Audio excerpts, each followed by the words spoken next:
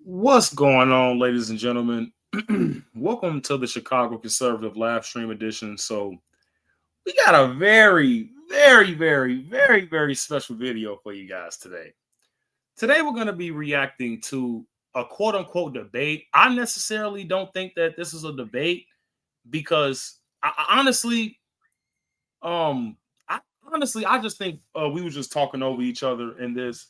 But in my opinion, I think this was just kind of a I want a gotcha moment from Didi Got a Podcast. I don't necessarily think that he knew that this wasn't really a debate. Oh, you got your t-shirt on, you love it. Thank you. Appreciate that, Marla. And yeah, guys. So today we're going to be reacting to this live stream I actually just did on Didi Got a Podcast. It was like a couple hours ago. And I'm not going to show my face because I'm going to be like actually in the live stream because I don't want to confuse you guys. So basically, we were talking about some conspiracies when it comes to Charlie Kirk's death. And you guys are going to absolutely love this video. And Jared actually joins as well. So sit back, grab some popcorn, guys. And we're going to actually react to me being on Didi Got a Podcast's show. I think you guys are going to love it. Didi's my boy. I really do appreciate you putting me on the show, man. It's all love over here. And we're just going to be reacting. I'm going to be pausing very little, guys. Very little, okay? Because I'm going to be just letting the video play out. So without further ado, let's get right into it, guys. I probably shouldn't use the word debate, but I will have a guest on the show today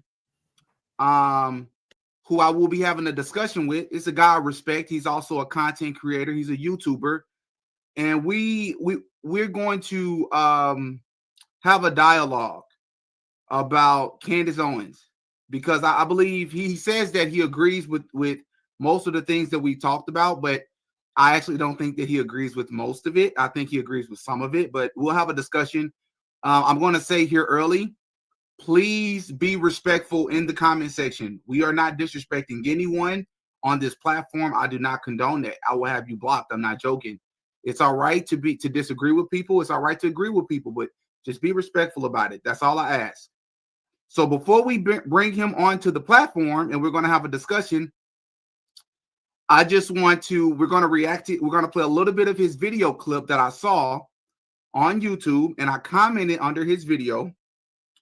And I basically told him that I 100% agree with Candace Owens' approach and the things that she's been saying about this Charlie Kirk situation. And the comment that he said back to me was, now, don't get me wrong, you make good content. He says that I make good content, but your conspiracy is going way off the charts, bro. Let's just be honest. I don't really see any actual proof or evidence that this claim is true. And this claim is the specific claim that Candace was making about valves and pipes and a potential underground door sitting underneath Charlie Kirk, which we'll get into. He will have a chance to be able to defend himself. But he says that my conspiracy is going way off the charts. Bro, let's just be honest. I don't really see any actual proof or evidence that this claim is true. And that's what's wrong with the right now, right? You have the right and the left in politics. He said that's what's wrong with conservatives right now. We used to go off of factually based information, and now we just go off of what someone else says, like the left does. I really do like Candace, but she needs to show actual proof and evidence, not just conspiracy. So we're going to now play a clip of what he said, and then I'm going to bring him onto the platform.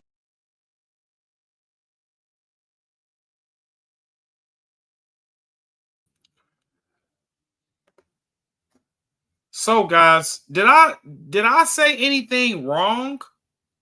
Did I say anything wrong in that comment? So I just want to read that again. Now, don't get me wrong. You make good content, but your conspiracy is going way off the charts. Bro, let's just be honest. I don't really see any actual proof or evidence that this claim is true. And that's what's wrong with the right now. We used to go off of factually based information, and now We just go off of what someone else says, like the left. I really do like Candace, but she needs to show actual proof and evidence, not just conspiracy. Now, tell me anything that I said in that comment that was wrong. And if I said anything that was wrong in that comment, please let me know right now.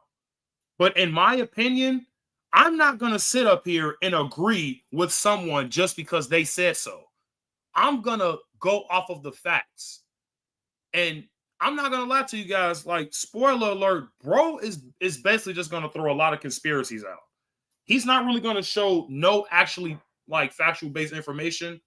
Like, you know, I believe Jared, he brings up a video of his own actually showing the shooter Tyler Robinson bringing the rifle down.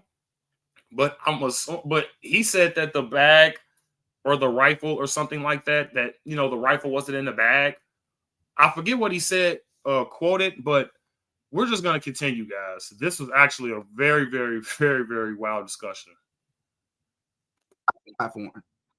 Also, I'm going to play at some point Nick Fuentes. Nick Fuentes gave his opinions on Erica Kirk.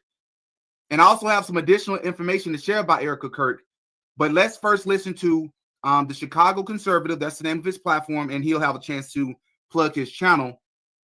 Let's listen to an excerpt of what the Chicago Conservative had to say about Candace Owens' approach surrounding the Charlie Kirk situation. It's never been easier to start a podcast than with Riverside. Here's how it works. First, go to riverside.fm.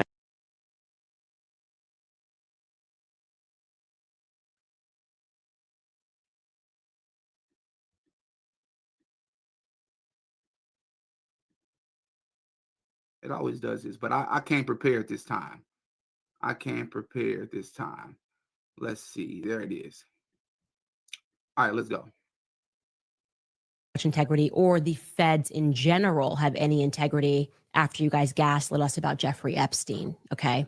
So if you want us to, or if you want to restore credibility to the feds, I would allow the mommy sleuths to take over. That's my opinion. I'd get in touch and allow the internet to do what the internet does, because now you're answering everything that we brought up. Not me, we. Because it is because of the entire world paying attention, sending tips. I'm grateful to God that I have a platform to be able to share that information and to encourage it. But this. Okay, I understand that people are trying. First of all, I thought the killer was already caught. You know, Tyler Robinson, you know, the 20-year-old young leftoid nut job. Now I'm not really sure what Candace is digging for at this point, but you know, a lot of people are still speculating that Israel has something to do with this, and I'm not gonna throw that out. You know, that still could be on the table, guys. But in my opinion, we just gotta let people do their job. You know, because we don't want to have people having too many conspiracies when it comes to this Charlie Kirk death.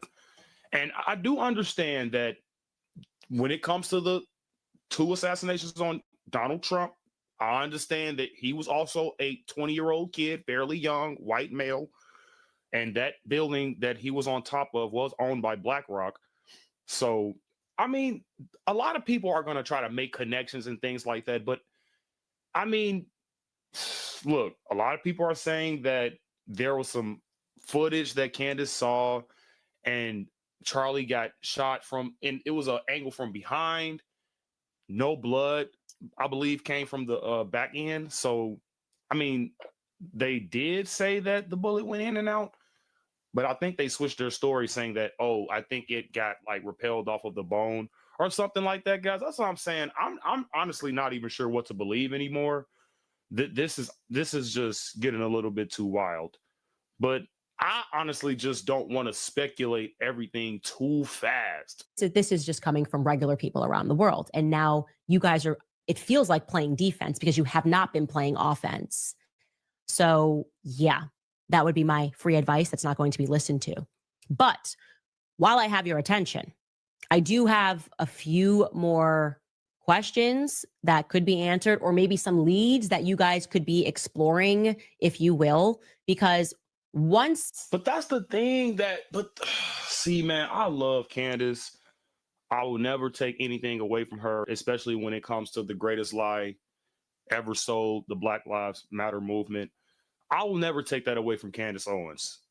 But to me, it just sounds like speculation. It don't really sound like factually based information. You see what I'm saying?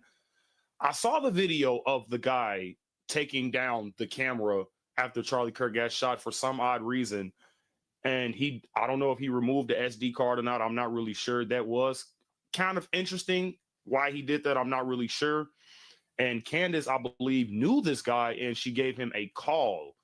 And after they talked, I believe the man said that he wanted to save the footage. So he grabbed it as fast as he could or something like that. But my thing is this. You can't really move anything if it's a crime scene. You see what I'm saying, guys? So that's really suspicious to me. Okay, so I'm not really trying to get nobody in trouble or anything like that. I'm honestly not even saying that Israel didn't do it, because you guys already know how I'm coming. But the thing is, they already caught the guy. You see what I'm saying? So I'm not really. I just don't see why we just can't have Charlie rest in peace, man. I didn't agree with everything the guy said. I agreed with, I would say 60% of what Charlie Kirk said, guys, I did agree with. But besides all of the, Israel stuff, I mean, it's like Charlie Kirk was a good man and he deserves rest. And I believe that we need to give the respect to his wife. But I just found out some new information about her too, guys. I don't really want to come out with that just yet, but there's a lot of questionable stuff about Erica Kirk. But I honestly just think that it's just more conspiracy. But let's just continue. Okay, there's a lot. There's a lot of problems with this clip, respectfully. But I'm, like I said before, I continue. I'm gonna bring him onto the platform.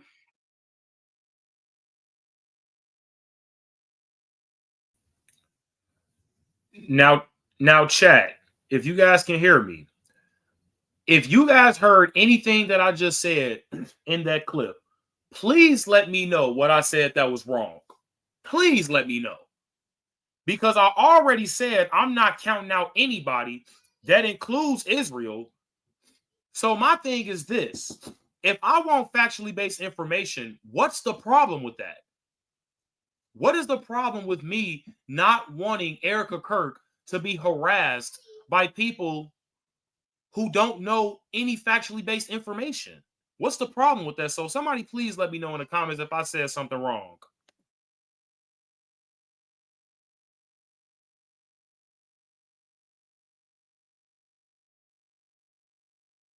And we're going to discuss this. There are so many things that he said respectfully that just does not make sense. And I want to, because he's a very intelligent guy, you all will be able to see that.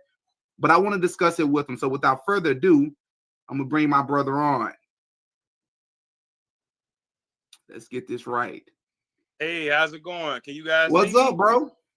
Yo, what up, DD? Good to see you, man. Thank you so much for coming onto the platform.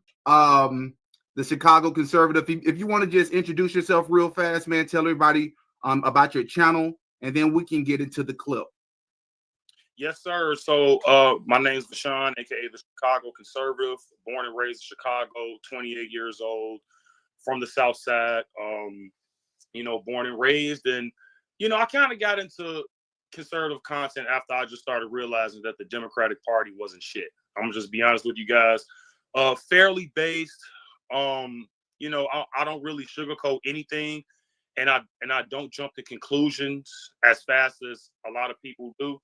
And I tend to just want to get to the main facts to basically prove someone's innocent or guilty before I, make my final thoughts or conclusions on that. So, and here's the thing. I know we're going to get into this, but it's like I'm not trying to be biased towards myself, but I don't necessarily think that I said anything wrong. I mean, correct me if I'm wrong, but do you think that jumping ahead as far as like with no factual based information, because we just gonna get right into it because I'm just really geeked up about this conversation. Now we both know how I feel about Israel. We both know how I feel about BB fucking shithead. Okay, we both know how I feel about the Jews. But here's the thing, right?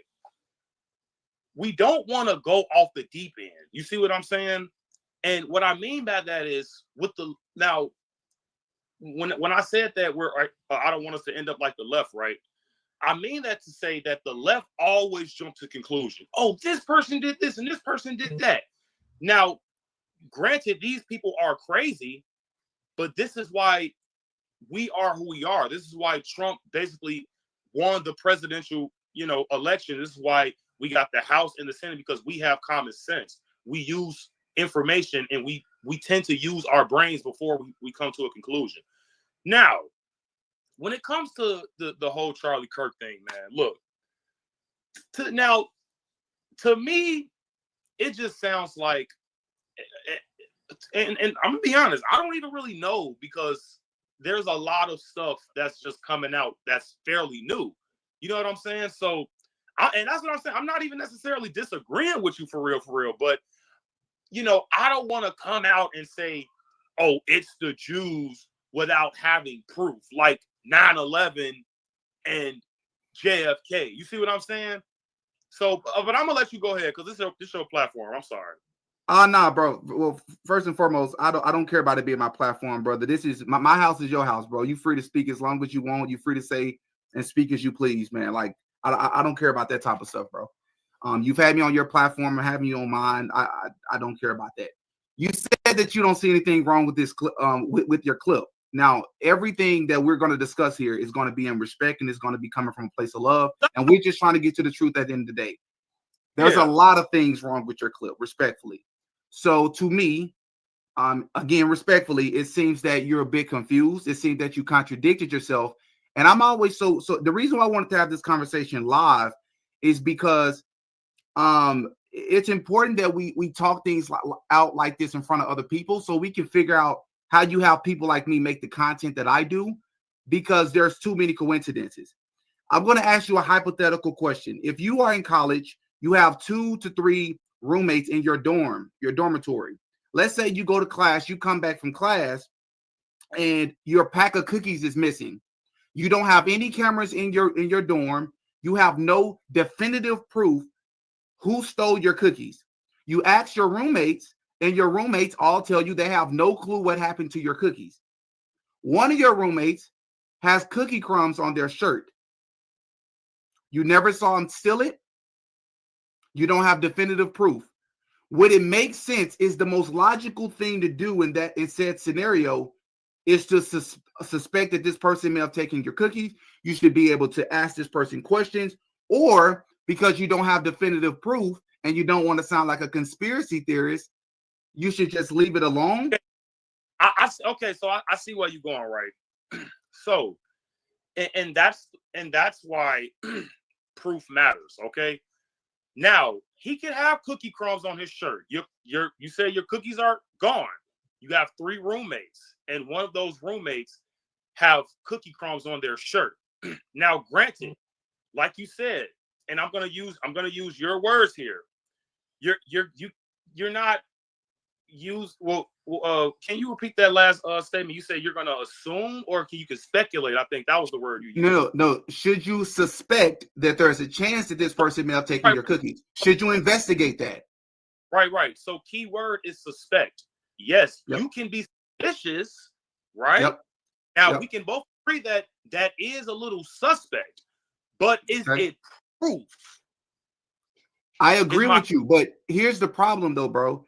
The clip that we played at the beginning of this video, you were ranting about Candace Owens in so many words, going off on the deep end because she don't have proof. Candace Owens never said she had proof of anything. Candace Owens is investigating this Charlie Kirk and bringing up all the red flags, which, by the way, she's doing it more so than Erica Kirk is herself. But hold on, bro. Hold on. I can agree with that. So this does not get lost. There's a lot of things. You said that we should trust and let the FBI do their job. Do what? You talking about the same FBI? the director who's Cash Patel? Cash Patel, That person? The Now, person who has dropped the ball with Jeffrey Epstein had a completely different, hold on, had a completely different tone before he became a part of this administration. Now, all of a sudden, he's a part of the administration, which, by the way, his girlfriend, partner, wife, whoever that young girl is that he's dating, I believe could potentially be his handler because she's connected to them boys. I don't say that country's name. I try not to say it on this channel. She's connected to them boys. That FBI we should trust. The same FBI that has been pressuring Utah to close the Charlie Kirk case. This FBI we should just let do their job? No. I get your point. The FBI can't be trusted. But here's the thing, though. Who can? You see what I'm saying? Now, we can sit up here and say that Candace didn't say that she had any proof, but that's what ultimately matters, though. Why Tyler Robinson is in jail or prison right now, he's standing trial, is because they have proof that this man was on the roof, even though that there was some fishy foot thing at Baskin Robbins. I agree. That's what I'm saying. Like you said, I am confused. I will admit to that because there's just a lot of fishy stuff going on. So I will admit that I am confused when it comes to all this stuff because there are some things. What proof? You said they have proof. What proof do they have? Hold on. You asked the question, right? So here's the thing. You're basically saying that Candace Owens is more, she's more credible than the FBI. So you're going to have people. Now, look, I'm not saying that she's not, but my thing is this. What are you saying then? You're going back and forth. My thing is this, though, bro. Do you want regular people, going to Candace Owens for information other than the FBI? Okay, let's say you got a family member, right? So you're going to trust Candace Owens for the investigation other than the FBI? Not only Candace Owens, I trust regular everyday people, including using discernment, over the FBI. Absolutely. But are you kidding me? The FBI is not even entertaining all the other alternatives. There's more evidence that suggests that Tyler Robinson didn't do this. But this is what I think. But this is my thing, though, D. This is what makes people insane, bro. This is how trust issues come into play, because now you can't trust anybody. That makes you paranoid, bro. You see what I'm saying? And you can only trust certain people that only think like you. And that's not how, and that's what I'm saying. Like when I said in the comment section, we don't want to think like the left, bro. Like what Charlie Kirk did, he sat down with people who disagreed with him. You got to think of the key word, disagreed. Let's say, oh, this person don't think like I do, so now I don't want to have anything to do with him. That's what we don't want. Who's doing that? Who's doing that? I'm not saying you are, but I'm saying who. Name a person that's doing that, though. You got to think about the words that Candace Owens is using, bro. She says we should not trust the feds. I agree with her. Right. Look, do I 100% trust the feds? Hell no. And that's the thing. Nobody can be 100% trusted, bro. That's the thing. Nobody. You see what I'm saying? Not even Candace Owens. You see what I'm saying? Like, the thing is this. Okay, we can go on and on and on and on about conspiracies, right? But that's gonna ultimately lead us nowhere if it don't lead us to facts. You see what I'm saying? Now, and this came out your own mouth. She never said that this was facts. These are all just conspiracies, bro. And why do you keep using this word conspiracy? That's not going to work on this channel, bro. We are critical thinkers. But the feds have been, listen, hold on, just real quick. The feds have been lying. They have been caught in so many lies about this Charlie Kirk event. Bro, right immediately after the Charlie Kirk incident happened, they paved over the area. Why would they be doing that? Look. Nobody is saying that the feds isn't lying, bro. It seems like you don't know what you're saying, though, bro. My thing is this, bro. We have to give respect to the man that is dead, bro, and his kids. Like, I'm so confused. The best way to respect somebody in their death, if you believe that he's dead, is to actually investigate what actually happened to him. But the thing is, they already caught the guy. And if they didn't catch the right guy, where's the proof? That's my whole thing. Let's get into the proof. So Tyler Robinson, he was radicalized by left-wing rhetoric, which, let's be honest, you don't know that. The feds told you that. Whoa. I do know that because he texts his transgender lover. You don't know that, bro. How do I don't? That this The came out. feds told you that, bro. No, this came out of his phone. Now, my thing is this. He has pictures with this transgender. He lived with them. This is what the information is getting from the parents. This is coming from the parents, not the feds, bro. This is coming from the parents. He was living with a transgender. And the transgender did not. I mean, let's be honest, bro. Anybody that's trans, they're not gonna like any conservatives, especially one like. That's not true. There are literally transgender conservatives. That's not true. I understand that, but majority of them do not like conservatives, bro. You are still thinking left versus right. I'm far beyond that. What I'm saying is, where's the evidence? You going off of possibility. I'm going off of probability. Probability-wise, majority of transgenders do not like conservatives, bro. Okay, Tyler Robinson is not a transgender, though. So let's continue. Go ahead. Tyler Robinson, I said his lover was. We don't know that. We don't know if that was his lover, bro. Definitely was his lover. Because when you look at the text messages, it said, my love. You know that Tyler Robinson came from a Republican family?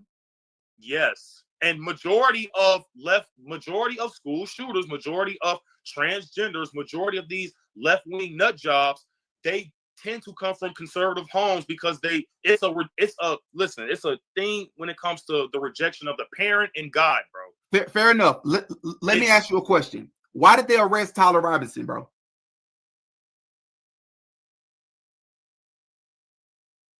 Does your garage floor bother you? Tired of your old, cracked, and stained floor, or have a bad epoxy job? At Comer & Cross, we use a next-gen polyaspartic blend that is UV stable, stronger than epoxy, and installed in just one day. Get it done right, we'll make it easy for you. Click the link below, upgrade your floor, and you'll be happy that you did.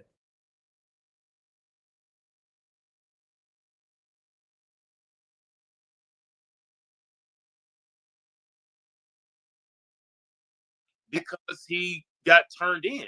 By who? By his parents. Now watch this. Watch this. I'm going to go to the police and I'm going to tell them that Chicago conservative shot someone. Are they going to arrest you? Why would they arrest you simply because I said you did it? You didn't admit to it. Tyler Robinson has never confessed to anything. No. Here's the thing.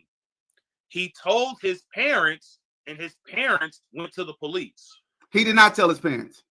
Huh? He did not tell his parents. But he did though. No, he didn't, bro. Saw him on. Hold on. The parents saw him on the news. They saw these pictures on social media, and they said that this looks like my son. So when they questioned him, they like, "Is this you?" The father asked him, "Is this you?" And he admitted to it, and he said yes. And he's like, "Okay, what did you do with this?" I used my granddad's rifle. Even if that was true, that's actually not true. But even if that was true, they can't arrest you simply because. Wait, listen to what I'm asking you, bro. Even if that's true, when the feds come, they need proof of it, though. Where's the proof of it? They can't arrest you because your parents said you did it. They have to have proof. The rifle matched the bullet. What bullet? A 30-06? I mean, look. The bullet that's supposed to blow your head up. It's all over the internet. Everybody knows that's not what he was powed with. Have you been following this case, brother? That's what I'm telling you, man. Respectfully, bro. So where's the proof, though? That's what I'm saying. So what did he get shot with then? So if it wasn't that, then what was it? That's what we're trying to figure out. We know what it wasn't. The Fed said it was a 30-06. We know it's not, bro.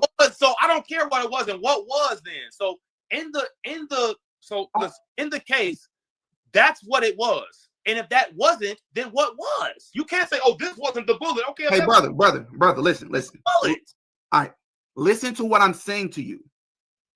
Just because I can't tell you what it was, listen, man. You're not listening to me, brother. You're behaving like the left. Listen to me first. We don't have to know exactly the caliber as of yet. What's important right now is that we know what it wasn't. Why is that important? Because they told us it's a 30-06. We know that's not what killed him. That's not what the result will look like. It's all over the internet.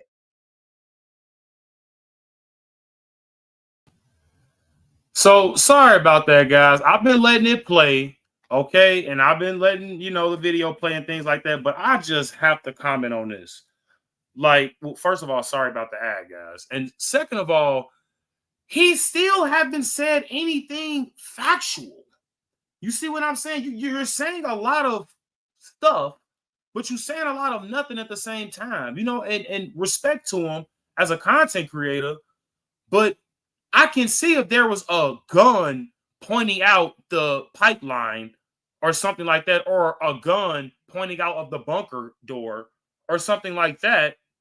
But there is no substantiating proof or objective claim to prove what you're saying. And then he really kind of backtracked a lot when it comes to his statements, because he was basically gonna, well, we're gonna get into that later, but he was basically implying that, you know, Erica Kirk, you know, Charlie's wife, is, you know, basically have something to do with Charlie's death. He wasn't saying that, but that's what he was saying.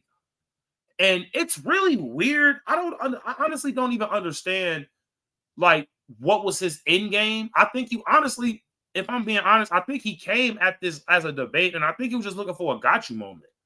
If I'm being honest with you, he was literally just looking for a got you moment. And I was honestly agreeing with what he was saying. I was saying, yes, there could be a possibility, but we need proof. You're just going off of conspiracy. Sorry, my camera off, guys, but I'm not trying to confuse the live stream. But yeah, guys, it's just really weird. So let's just continue. All we need is what it wasn't. They told us it's something. We've proven that it's not that. So did you read the autopsy? The autopsy is not public. Okay, so how do you know that? I just told you. It's all over the internet. 30i6 would not have that impact on people, bro. Hold on, can you hear me? Yeah, I hear you. Okay, so but no. So you're making my point now, because that's my thing. What you just said, like I just said in the beginning and in the clip I said, you're going off of conspiracy, bro. If that wasn't the caliber, what's the next question? From a rational person, they're gonna ask you, okay, then what was? Oh, I don't know. Okay, then your point is moot. That point is pointless. If you can't tell me what actually shot Charlie Kirk, then what the hell is your point of saying that wasn't the bullet? Let me ask you a question. They said that Tyler Robinson pow Charlie Kirk from in front of him. Do you know that that's been debunked hundreds of times? He was not pow from the front. What you got? What you got, bro? I mean, you're the one making the claim. So if he wasn't shot from the front, then you have to prove that. I mean, me personally, I don't necessarily see how he was shot from any other side besides the front, because we saw the bullet. I mean, we saw him get shot. So I mean, if he got shot from the back or anything like that, I mean, why wasn't he like this? I mean, let's be honest, bro. You know when somebody gets shot, like, he didn't get shot from the back. In my opinion, I don't think he got shot from the back. He probably got shot from the side. He definitely got shot front angle. Nobody was behind him when he. Are you trolling me, bro? Are you trolling me? What? So I gotta stop it right there again, guys. He kept asking, was I trolling him? Like, dude, why would I be trolling about Charlie Kirk getting shot front angle? If he got shot from the back, it's gonna be like him getting shot like Ricky from Boys in the Hood. If you guys ever see Ricky, you know, when he got shot in the back, he basically floated forward. Charlie Kirk repelled. That means he went backwards when he got shot in the neck.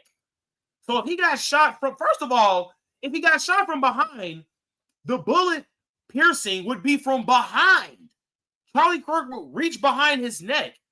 His hand signaling was reaching for his neck upward.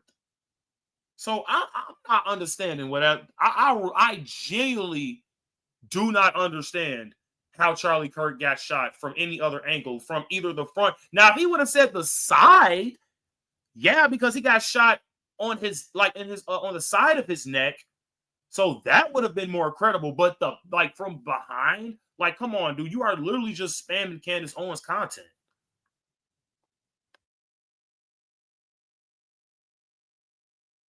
Well, what is the troll? When someone gets shot, they're gonna react to where the pressure is coming from. When Charlie Kirk got shot, he basically repelled this way. If he got shot I from the can't back, see you, bro. he would have went forward. Hey, bro, your camera is off. I can't see you. Can you see me? Nope, it's still off. Hey, yeah, I don't know what's going on. If you want to click out and maybe click back into the link. Okay, hold on. Give me 1 second. I bet. Yo, this is going to be entertaining because, again, I respect the brother, and this is all in love, but nothing he's saying is making sense. I'm very curious to hear what he's going to say, how Charlie Kirk's body reacted to this powing. If he says that it's consistent with getting hit from the front, he's trolling me. He's trolling. The back. All the time. A lot of folks do it in, let's see, it's what religion is it where they do it? It's secular humanism. Are they the ones that are all into the numbers and the the number 13 and they say, oh, we can trace this back, and they find pattern recognition in numbers spread out through. That is a Jared. What do you know about Freemasonry, and what do you know about the Kabbalah? I mean, I've watched several videos on Freemasonry. Obviously part of the founding of our country and all the emblems and all that kind of stuff hidden away. And I've always wondered what Freemasonry was all about. Am I an expert in Freemasonry? No, absolutely not. But I have watched documentaries where people say, oh, they left their imprint and all of these things and there's symbolism behind it. I mean, they're pagans is what they are. But what do you know about Erica Kirk? Well, that she was wearing a Freemason ring. I heard somebody say that. What do you know about her past, bro? So not a ton. I've something tells me if I tell you about her past and all of the many red flags, it won't even make an impression on you. Something tells me that. I mean, it could. Am I gonna change my mind right now? Because there are, what's a good way to put it? Are you? Well, I can't even think of a good way to put it. So go ahead. Are you a Freemason? No. Okay. Am I a Freemason? No. Do you work for the government? I used to. So I was in the military for 20 years, 10 years active, and then the other 10 was in the reserves. But yeah, so I used to work with Freemasonry is big in the military. I already know. I literally do this for a living, bro. I know. Interestingly enough, among black men in the military, it's actually I'm aware. Huge. What do you think the purpose of Freemasonry is? Why so many people joining it? Why so many secrets, Jared? If there's nothing there, why? It's so a lot of people have equated it to the old Moose Lodge and that sort of thing. That's how most of them operate. Most of the organizations operate. It's not some well strung together cabal at all the way down to the lowest levels, but they have a lot of people who are loyal members. Like I say, just like the Moose Lodge and the Shriners and all that kind of stuff. So you've got these community groups that operate at that level. The influence of it is undoubtable in America, in American history. I mean, there's imagery is all over our money. It's all over our buildings and all that. Wherever they built something, they left a mark. And I think it's a fun conspiracy to follow. But do I still think that it is some massive cabal wielding power in America? I don't know. I'm willing to have my mind changed on that. But right now, I don't see it. No, I don't see it. No, you're not, bro. No, you're not. You're not willing to have your mind changed. And I do mean that respectfully. I'm enjoying the dialogue, but you're not like. I don't know if you saw LaShawn in the comments. He was trying to come back in, but. Everyone knows that Honda is reliable, but Honda is also affordable. With offers as low as 0% APR financing for well-qualified buyers, Hondas are going fast. For details, see your Chicagoland and Northwest Indiana Honda dealer. I'm enjoying the conversation. So. Before I add them back. Yeah. And I still don't see his camera on. Hey, Chicago Conservative, bro, if you can turn your camera on so I can see that it's working. Hopefully, okay. I'll add you in just a sec. So I just want to make sure I understand this, Jared. Your belief is that what the feds is telling us is the truth for the most part. No, but I would say Occam's razor says that the course of action that allows for the fewest number of assumptions is usually true. Okay. And based on Occam's razor, what they are showing us now, there are anomalies that do cast doubt, but it seems to me to make What is sense your so far. takeaway of Erica Kirk's behavior since? This is going to be so interesting to hear. I'm so interested to hear what you're about to say. I will head this off at the pass that I know people say, oh, she didn't cry enough. She wasn't emotional enough. You walk with the Lord. I've heard you talk about it. You're a believer in Jesus Christ, and the power that can give to people, understanding the difficulty of that situation. When people walk with the Lord, they have strife and struggle. And in her instance, it's going to be private, because it has to be private since she's taking over that large organization. So do I think that she cried enough? Yeah, I think she cried plenty. Do I think that when she was hold up, you saw a video of her crying? You got to show it to me. Where did she cry? Yeah, you can see the light reflecting off of her eyes. She's obviously wearing heavy makeup at the memorial service. There, you can see it clear as day. I actually went back to look at it when people said, "Oh, she's not crying enough," not a single tear. And you can see it's off of her. It would be off of her left eye. You can see the shine of tears and all that. So I think that is being pretty hypercritical of somebody who is handling the grief. We don't know what she's like in private. That's the thing. We're saying we want outwardly you to be bawling on stage, even though you're running an organization now of 1,000 people. You're being disingenuous, that's hundreds of millions of dollars that are being used to impact community or impact college campuses all across the country. I want you to cry more. That to me, when she comes on and she is, well, look at her. Look, okay, here's another example. Look at her when she did the recent appearance on Charlie Kirk's show. When she was on Charlie Kirk's show, she did not look. Let's just say she didn't look as put together as she did at the memorial ceremony. Her hair was not done. She looked a little disheveled, and she's putting on a good face in front of everybody because she has to be the strong leader. That's a difficult thing to do, and she's handling it extremely well. But yeah, we don't know what she's like in private. That's the thing. I mean, tell me where I'm wrong. Okay. Bro, this y'all are trolling me, man. But I'm not trolling you, brother. I'm not. Jared, and I do appreciate you being here, bro. And I appreciate you for standing your ground. But I'm gonna have to just challenge you here. So you're being disingenuous because yes, there are the radicals out there saying she should be falling all over the stage. She should be beside herself. And then there's those of us that are more moderate who are saying you don't have to be over the top. You don't have to be belligerent. Everybody grieves differently. The lady is not grieving, correction, because I want to be responsible. The lady does not appear to be grieving very much at all. Most places where she spoke on like the platforms, there's an overwhelming amount of women who've also come on this channel and other channels that are saying, I've never seen this before. She used the word excited in her video on Charlie Kirk's channel the other day, I believe 5 times. You say that you saw her crying. I'm not going to say that tears never came out. I thought when I was about to watch her tribute video, I really thought it was something there.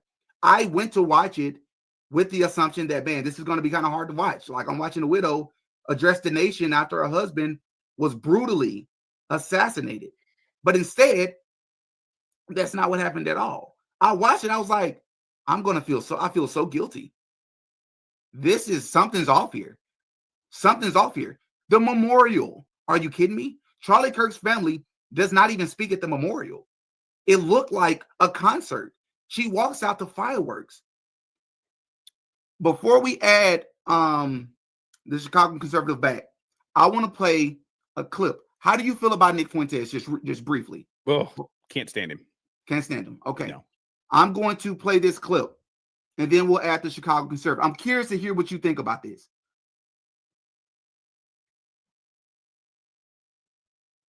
Okay. One sec. Let me do it this way. All right, let's go.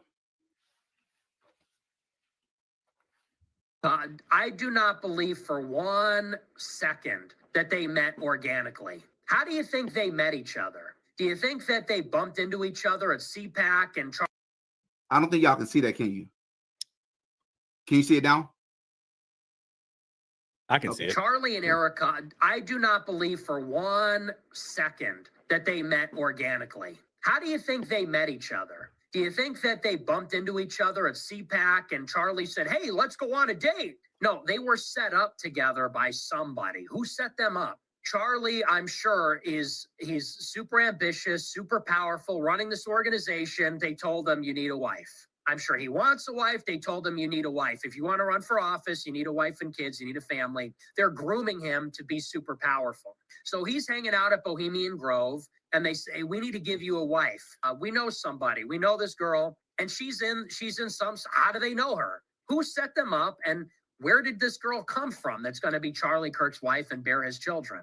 I think that was an arranged marriage. And that tells me that she is tapped into some kind of network in some way. I don't know how. People talk about she was a pageant girl and she ran this charity. Maybe there's a connection there. I would not be surprised at all.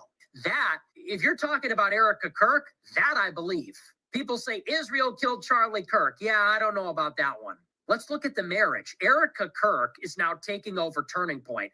That's suspicious because what we are being led to believe is that Erica Kirk is the archetypal trad girl. Isn't that the perception they're cultivating? When you look at some of these clips, she's supposed to be the ultimate trad wife. She's speaking at the Young Women's Leadership Summit. She's on podcasts saying, oh my gosh, I can't focus because I'm so in love with Charlie. If he's here, I can't focus. I'm so smitten. Like, that's the character that she's playing. That's the character that they're selling us. Her husband gets shot in the neck graphically in front of everybody. Shouldn't Mr. Wife, shouldn't she be like despondent? And I'm not trying to judge how people grieve. It's not our position to judge how they grieve or what their response is. Maybe she's just got unbelievable resolve.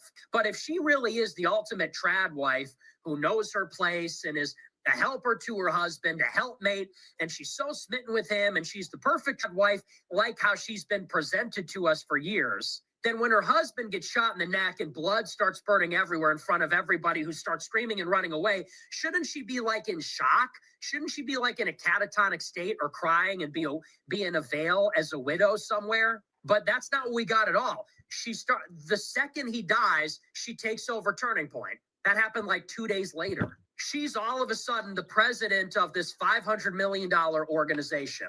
Super influential, now super powerful after Charlie became a martyr. And she's given speeches. She's given a speech, and the speech, I'm sorry, it's totally canned. The first speech she gave next to his empty chair, she's like doing this weird affect, wiping away tears that aren't there with this scripted speech, you know, the battle cry of this widow, the cries of this widow will echo like and then at the WWE Memorial, she comes out to fireworks and she does this like she's Mary in her white suit, her makeup, her hair did. And she goes out with fireworks at her husband's funeral like this. She posed. Did you see that? And then she goes up and says, yeah, I'm running Turning Point now. And this is how it's giving me like Claire Underwood vibes. I think that was an arranged marriage. And either she was like a handler or she was, she had political ambitions of her own. But yeah, I don't know. Look, who is Erica Kirk now? This is a person that is being foisted on us. And look, don't get me wrong. You lost your husband. I am deeply sorry for you. I really am. I'm praying for you. I am deeply sorry for you. I can't imagine what you're going through.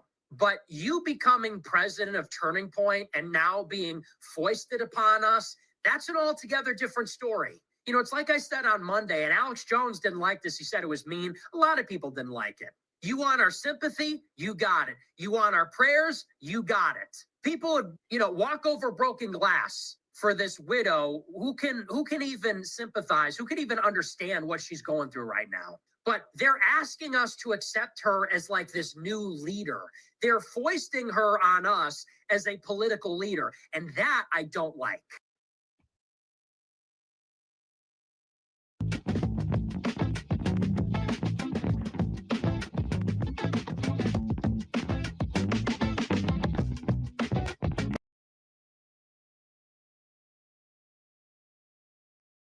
For those of you who don't know, As a reminder, for those of you who don't know, Erica Kirk majored in college in, I believe, political science and international affairs. That is usually what a person is doing when they want a career in politics. Erica Kirk's background, for those of you who don't know, Erica Kirk's father worked in Israel on the Iron Dome. Erica Kirk, when her entire life never did any.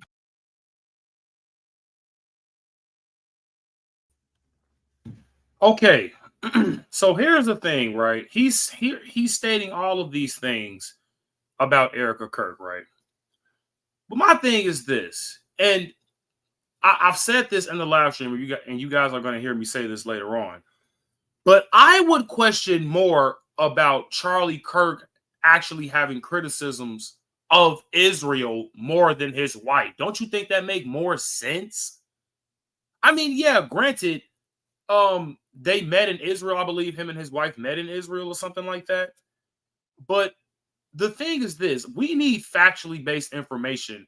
And I don't think his wife, like the person that Charlie loves, has anything to do with him being murdered. You see what I'm saying? Because that's what he's definitely going to imply, right? And you guys can correct me if I'm wrong, but I don't know. That's just the vibe I was getting from him. Not saying that, you know, he can't speak for himself, because he's going to speak for himself in this live stream. But my thing is this, man. This is a woman who lost her husband, y'all. And y'all are not understanding that. And a lot of people don't understand death. A lot of people honestly just treat death like a game. A lot of people think death is like GTA. You can respawn and this, that, and the third, but that's not how the world works. And did they make Charlie a martyr? Yes, but that's because Charlie had Christian values. He had conservative values. He was trying to save those aborted babies. He fought for America. Was he a sucker for Israel? Yes, but he was waking up to it, which is why, in my opinion, I think that would be more of a conversation than Erica Kirk. But that's just my opinion. Let's continue. Pageants, any modeling, and then all of a sudden, one day in the mail, she received some sort of invitation. Her first or second year participating in pageants, she wins Miss Arizona 2012. She started a ministry when she was 17 years old in Romania. The same ministry that was accused. Yes, they could be lying. Not saying that this is necessarily true. Then why put it out? Because it happened.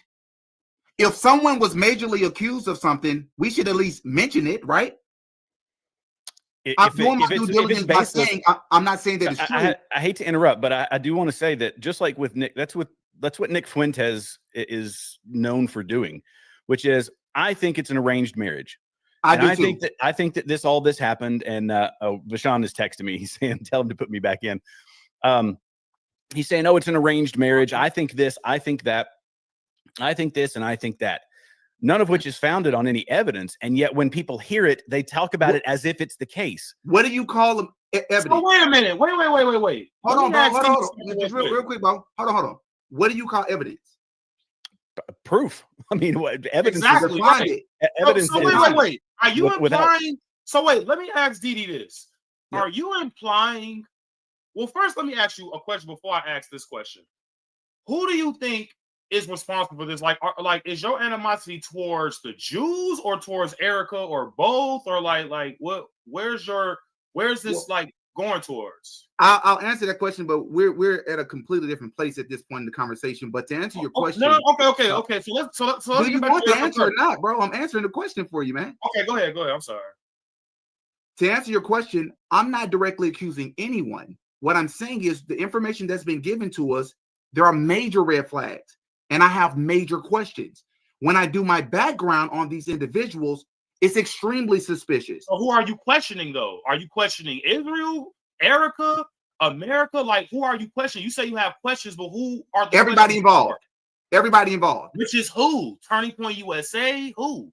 I'm questioning his security team. I'm questioning the information that the feds have put out. I'm definitely questioning Erica Kirk. Not saying that Erica Kirk had something to do with this assassination. I'm saying when I look into Erica Kirk's history, there are major red flags. She is directly tied to Donald Trump. Charlie Kirk's family was directly tied to Donald Trump outside of. See, and I don't know if you guys can hear me, but that's what was very, very frustrating about this podcast today. Because if you don't think Erica Kirk has anything to do with it, then why bring it up? You see what I'm saying? Why is this credible? So that was just the whole confusing part about that when it came to the conversation. But I'm not going to keep pausing it, guys. Let's continue.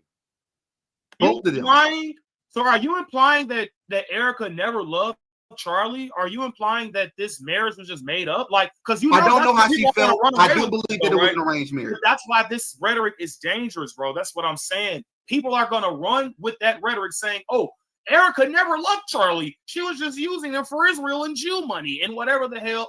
And my thing is this. If she was good enough to just do a Turning Point USA or whatever the hell by herself, why didn't she do it? Why did she need Charlie Kirk to do that? And let's be honest. Okay, granted, they did meet in Israel. Okay, granted, she has done stuff with Donald Trump. But my thing is this: that stuff is just coincidental. That stuff doesn't mean that stuff doesn't prove anything, though. Didi, I have to ask you this. There was this was years ago. I think it was during, I believe it was during Donald Trump's first presidency, and the spokesperson, so the press secretary for, I think it was maybe the Department of Navy, Department of Defense.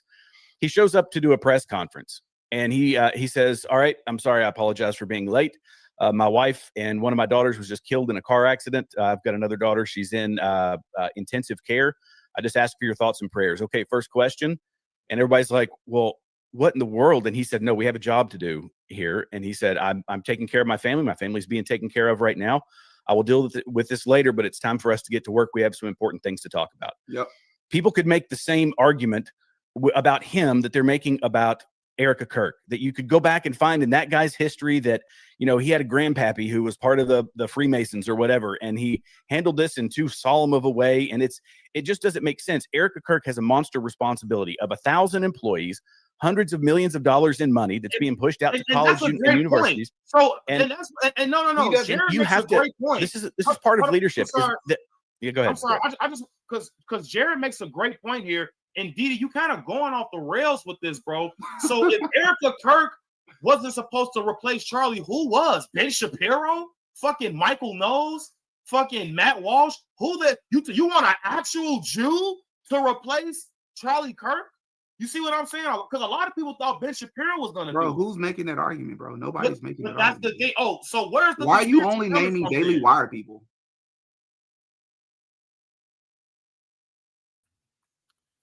See, and that's where I feel like he's being disingenuous. You see what I'm saying?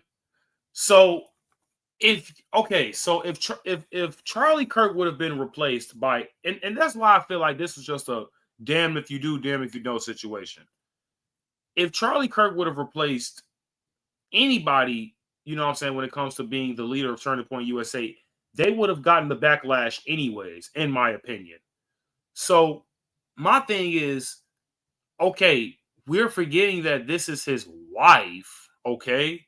So what's the problem with his wife taking over Turning Point USA? Do you guys want an absolute stranger taking over Charlie Kirk's, basically his beliefs, his views? Because that's basically what Turning Point USA is. So I'm just not understanding, guys.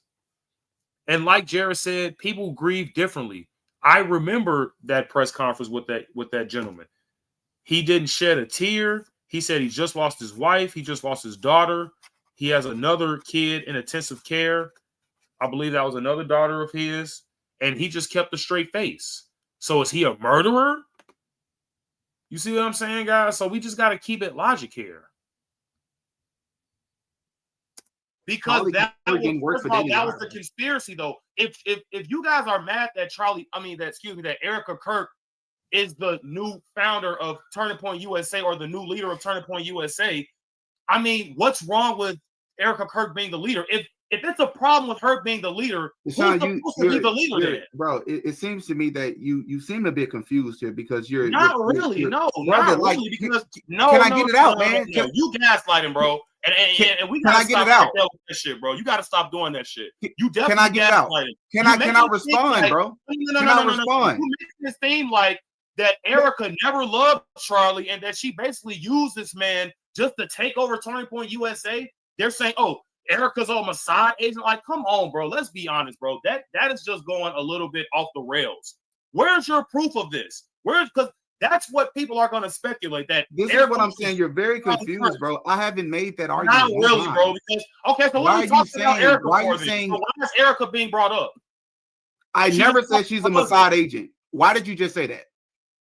That's what people are speculating. Okay, I'm not people, bro. I'm Demetrius. I never said that. So why are you bringing up Erica then? Because her background is very suspicious. Her behavior has been very suspicious. Okay, and what's suspicious about her? What, grieving for her husband? She's not. I made a whole video about it. She's not crying enough for you. That's suspicious.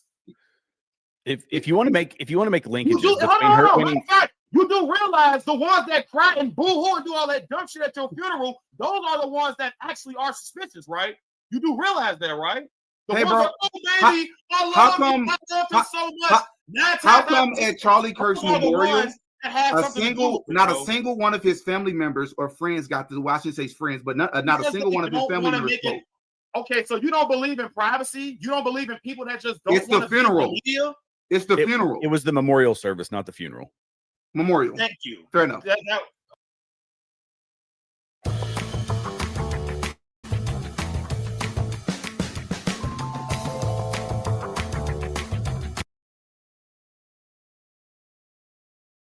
Okay, so okay, go ahead. That was the event for the people. That the millions, tens of millions of people. Well, as we saw, hundreds of millions that watched it. That wasn't for the family. The family grieved. The family had their the burial ceremony of Charlie as a family.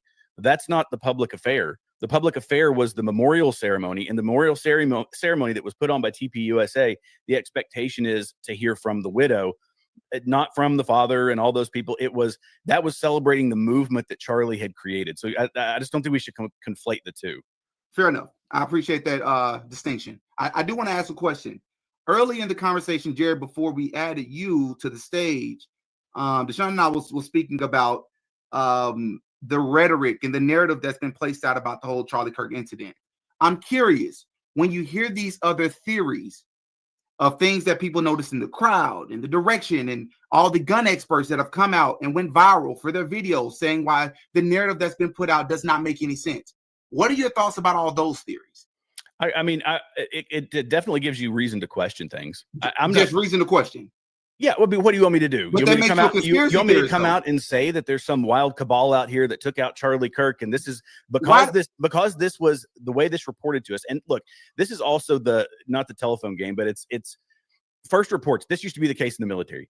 When something would happen and you get a report, you get a BDA, a battle damage assessment. That battle damage assessment, 99% of the time was wrong, but you're trying to give some information that people can go along, and it develops as the intelligence is collected, as the information is received. We're still in that phase, and yet people are jumping straight to conspiracy versus saying, hey, by the way, in the 30-06, you talked about the 30-06, that came from one text message from someone. That wasn't even part of an official report. They said we have the rifle. The feds haven't actually clarified that it was a 30-06. This was it came from a message from. That's a good question. I don't know.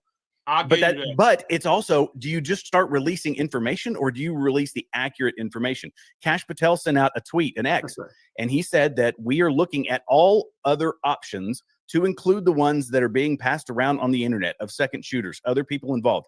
He posted this on his X account. You can go and watch and read it. So this has to be meticulous for several reasons. One, for general public concern, the same things that the three of us are concerned about, right? That's important because the feds aren't just going to start throwing out data and saying, well, here's what we've got. You guys run with it. They're building an actual investigation that can also lead to prosecutions, because all that has to be handled properly if it's going to make its way into the court system. Anything that they bungle could lead in other accomplices, which I believe there were accomplices, And I'm not saying other shooters, but I'm saying that other people, like the online stuff from the Washington Free Beacon, they released all the online text, or not text, but the social media posts and Discord, all that stuff, all the discords and all that. Do I believe that other people knew? Well, an awful lot of people in those in that realm were talking about it before it actually happened. So yeah, I believe there were other accomplices. And will those things ultimately lead to, yeah, what we've heard for the most part is correct. I don't think we have all the data. We obviously don't have all the data, but we are going with the story that they have told us so far, because Occam's razor says, I am, because Occam's razor says there are fewer assumptions in that, and there's a lot of assumptions in all the other stuff. So the within the text messages, there was supposedly this conversation Tyler Robinson was having with his quote unquote lover. He stated that he was sitting nearby, waiting for a great time to go and pick this rifle up. You know, the same rifle that he supposedly was walking with in his clothes, even though that's been debunked. It's impossible to have that rifle in your clothes. Many gun experts have come out and shown the size of the rifle. And we never see anybody shoot from the roof. We see a person running from the roof. But that, all of that aside, within these text messages that the feds released, Tyler Robinson is allegedly having a conversation where he's telling his lover, hey, I'm sitting somewhere nearby, waiting for the perfect time when things clear out because there's madness everywhere, so that I can go back into the woods and retrieve this rifle that I reassembled in record timing. That's been debunked. That's not even possible. I agree. Because, Point. Hold on. That's not even possible because a photo has now surfaced of him being in the restaurant 15 minutes away at 6:38 p.m. So therefore, if he really sent those text messages, it contradicts. And I just want to add to DD point, the text messages are a little suspect because they are. There are a lot of suspect. But they're not alone. I'm agreeing with you, partner. Hold on. And my thing is this: when they're using keywords like squad car, I mean, no one really uses words like I see the squad car over there or anything like that. You know what I'm saying? So I do have to give DD that. I would say like a police car or just 12 or something like that. Like a normal person isn't gonna say squad car. So I would give him that, but that's just isn't enough proof. But like I said, I'm not. And look, if you read and listen to my clip, I never said that, that Israel didn't have anything to do with it. But my thing is, we need proof. We can't just say someone did it without having unsustainable proof. You see what I'm saying? So this is what I hope I didn't offend you earlier, bro. I wasn't. When I'm saying you're confused, it's because, like you just said, we can't say Israel did it. No, I am. I haven't mentioned Israel. I haven't mentioned Israel, bro. I admit to me not knowing the full context of what's going on when it comes to, because new stuff is coming out every single day when it comes to this Charlie Kirk stuff. So yes, am I confused? And all of the new stuff contradicts what the Fed is telling us. That's why I can admit that I'm confused when it comes to the case, because I don't want to not believe Cash Patel and them. But my thing is this: I can't not believe my eyes. You feel what I'm saying? Like when it comes to the footage at him being at Baskin Robbins, how the hell do we got this guy at Baskin Robbins right after he supposedly shot the guy, right? And he's just basically being normal and just shopping and getting ice cream and stuff like that. So it's not like I'm blind and bliss to the situation. I understand. All the stuff I know, okay? But my thing is this: okay, is this enough? Is this enough to say that, oh, this was someone else involved? Or it's enough for him to get off free. All you need is reasonable doubt. No. I understand. There's overwhelming evidence that this guy that suggests that this guy did not do it. Right. Overwhelming. I do want to ask you, because I asked the son this. I want to ask you this question, Jared. What do you think about the fact that they paved over the area where everything happened? They completely destroyed it immediately afterwards. Why would they do that? I had issues initially with there was no police presence. Basically, when no Frank autopsy, no police, no ambulance. When Frank Turek was leaving, he said they passed the ambulance. You know who Frank Turek is? So it sounds familiar. He's the guy. That's one of his mentor. His mentor, the guy in the white hat who everybody said was in on it. He's a Christian apologist. He said they were passing the ambulance when they were coming in. I thought it was, strange. Looking for a new career with growth opportunities, competitive wages, and benefits? Cheap Buildings in Rensselaer, Indiana. But not just strange. I thought it was, it was just strange. There was no ambulance there. And this is a question that I openly asked. Look, that's it. But that's what I'm saying, though. See, here's when it comes to your low IQ people that's watching this, that's in the comments right here, bro. Nobody's flip-flopping, okay? I never said, and I never just pointed out that, Israel didn't do it. Or, look, I'm not saying that conspiracy theories don't lead to facts, okay? But my thing is this. We don't want to go off the rails. That's what I'm saying. I'm not saying like certain conspiracy theories like can't be validated. But my thing is when it comes to the overboard stuff like Erica Kirk being a Mossad agent and things like that stuff just tends to just, that's just going a little overboard, bro. Okay. But my thing is this. Look, but just let me finish this. My thing is this. Do I think Erica Kirk has something to do with her husband's death? I mean, let's be honest. You saying that you're not saying that, but the conspiracies that I'm getting, and Jared, maybe you can agree with me, but that's how it's coming off. It's coming off how, it's, Erica maybe had an arranged marriage and that this was all planned from the beginning. And, that this movie that you kind of brought was honestly, bro, I'm going to be honest with you. That's you might want to, maybe that's a conversation off the.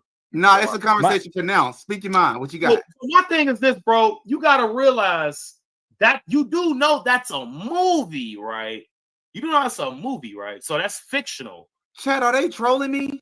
Bro, they trolling me. And you keep saying, are we trolling? Like, no, dude, we're not. It's a movie. That means that is a...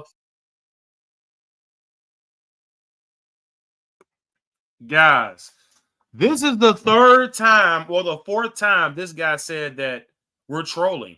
How am I trolling? It's a movie. What the hell? You're basing your conspiracy off of a movie. A movie is literally fictional. I know I got my camera off right now, but you guys should literally see my face. It's literally just like my face right here.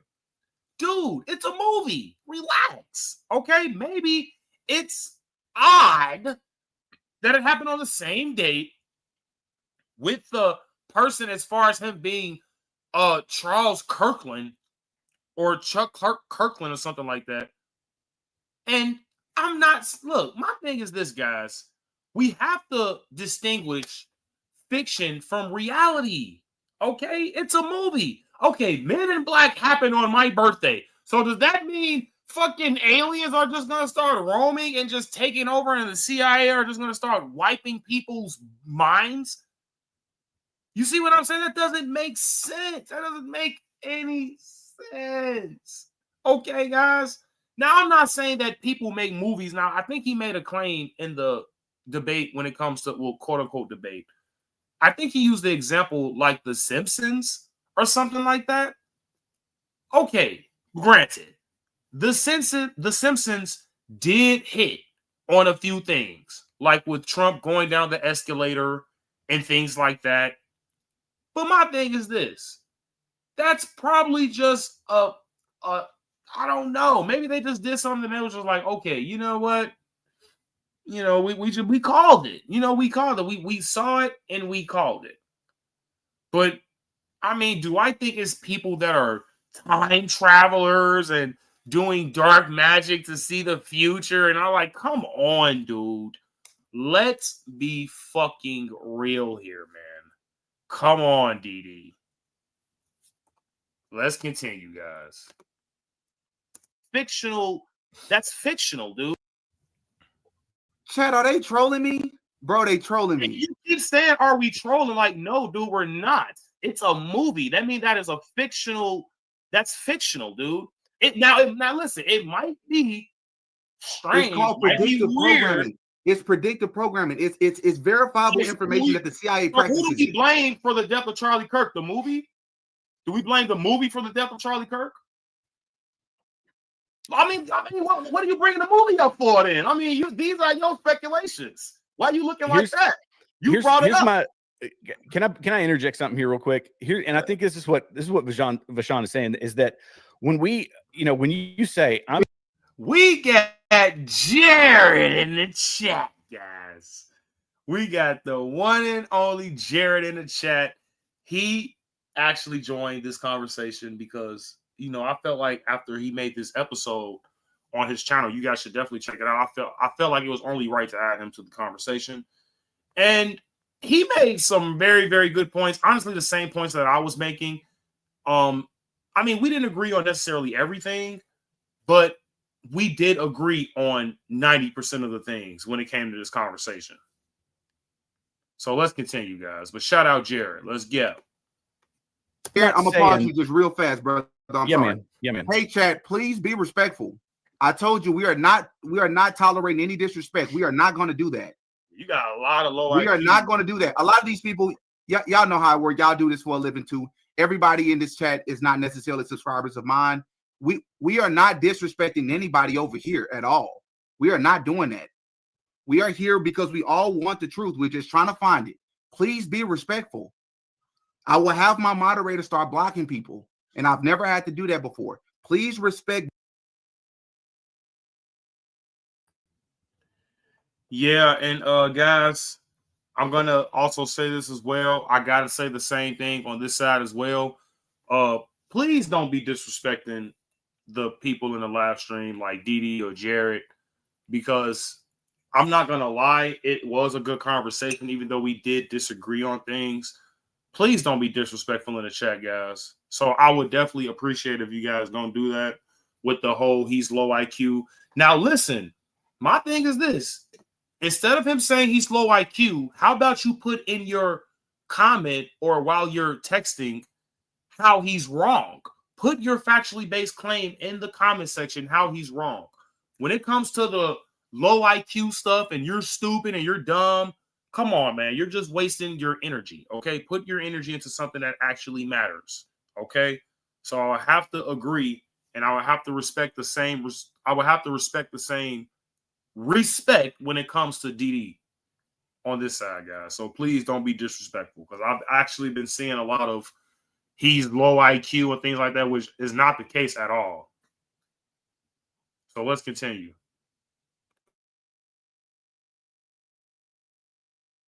Both of these men. My apologies, Jared. Continue. No, that's okay.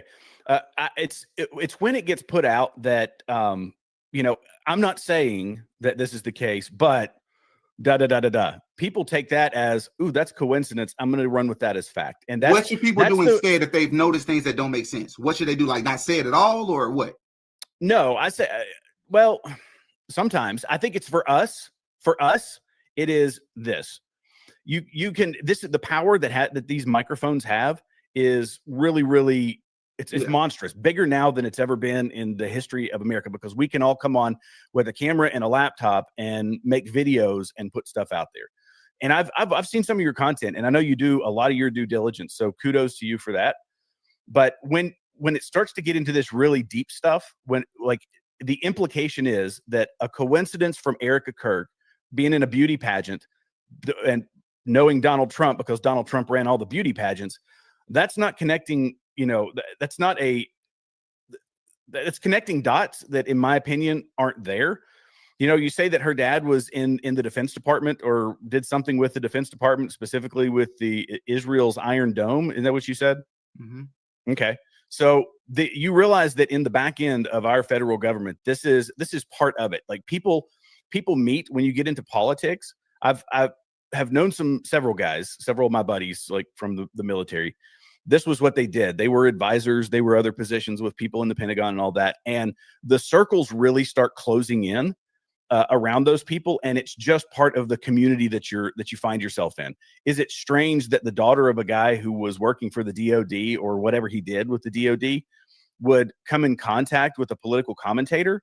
No, that's it. We used to say it's a small world and an even smaller army, because obviously that's a statement of fact, but you get in these cliques and these groups.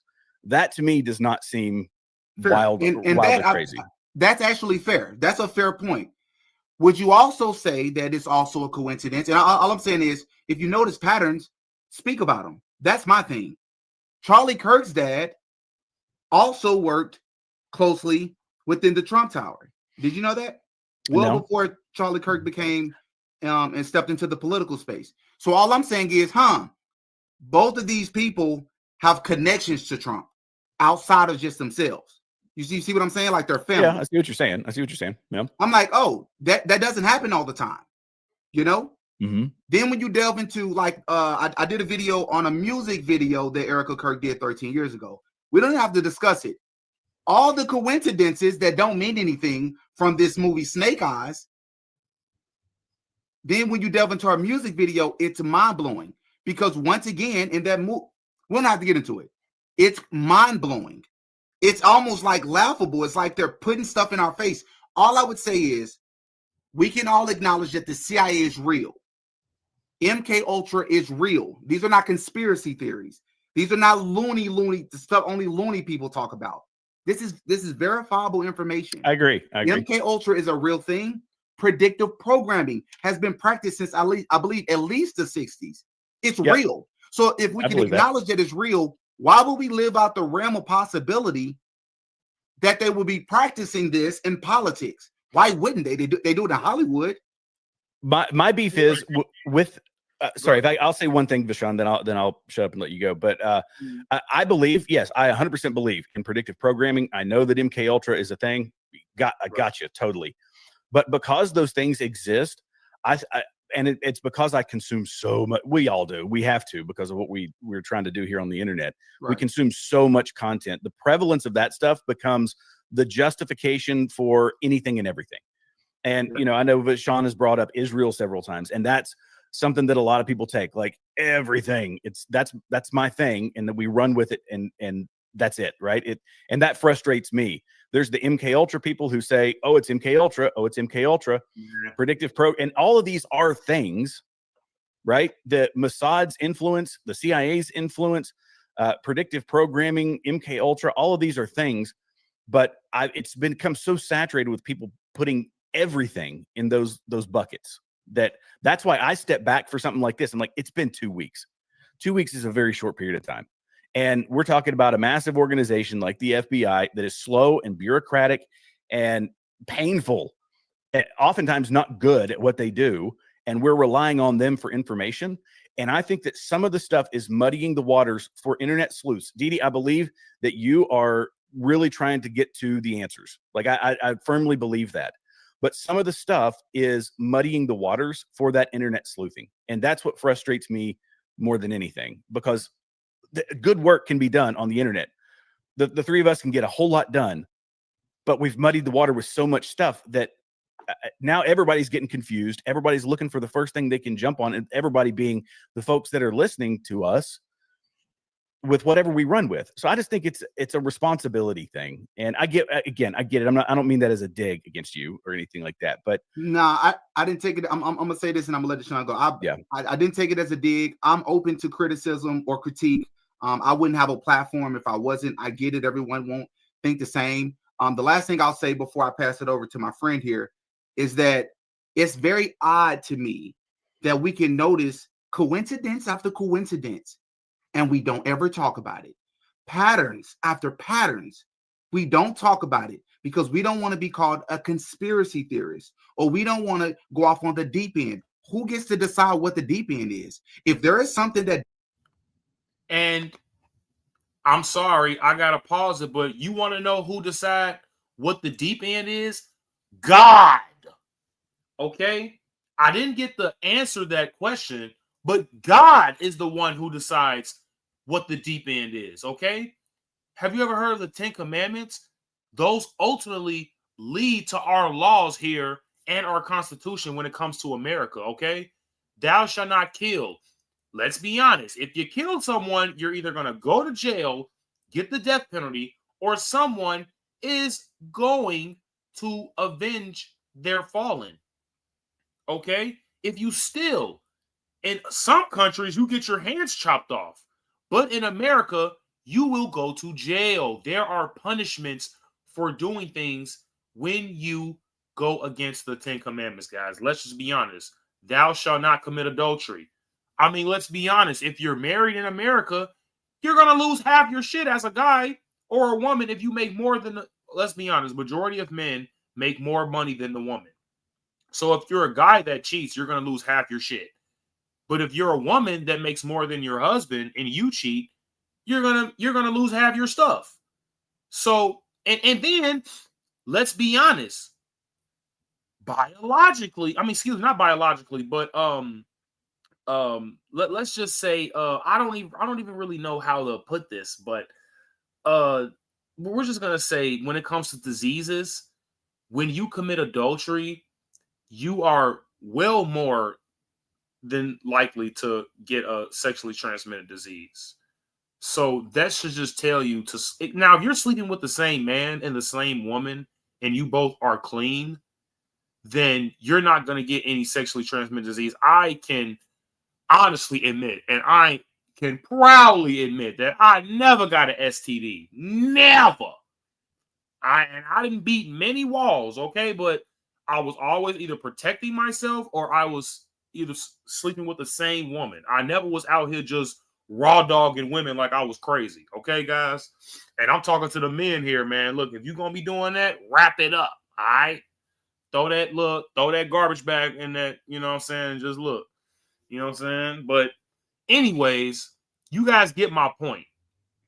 Our conservative values and our laws, it originates from the 10 commandments. So God ultimately decides who goes off the deep end. So let's continue. Does not make sense. I'm investigating it. I don't care what people think about that. Erica Kirk's behavior, in my opinion, I'm not saying she should have been falling over and belligerent and she should grieve the way everyone else grieves. It's been very odd. It's been very unusual. It's been very distasteful to a lot of people.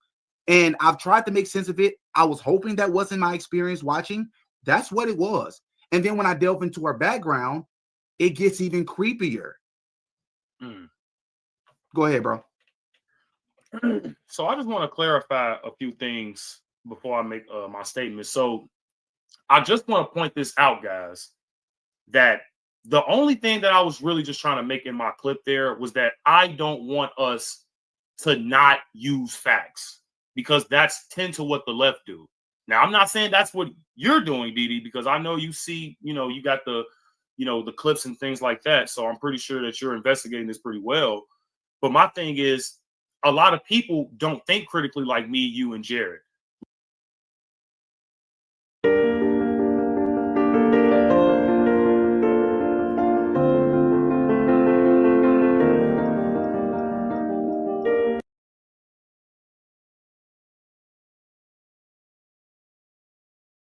Like, and I hate to say it, but some of these people in the comments like that you have here, they're just saying, oh, if you don't agree with this, then you're dumb and you're flip-flopping. So here's the thing. I honestly never even said that Tyler Robinson was just solely responsible for Charlie Kirk's death. I never said that Erica Kirk wasn't acting suspicious. But my thing is this. Do you believe she was?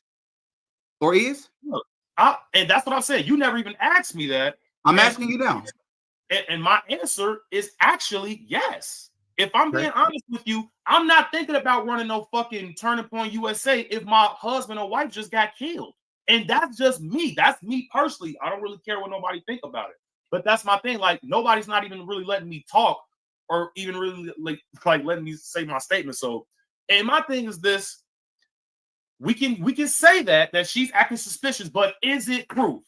That's my only thing. Okay. Now I agree. Is it suspicious? Do I agree that when it comes to the pipelines and because I did not know that it was a pipeline right there. But the thing is, when I thoroughly investigated that myself, and the pipeline is curving down. So if they were going to use that pipeline, they would have to, modify that in some sort, and that would have to be before the event at the college that day in Utah. So my thing is this: could it be a thing? Yes.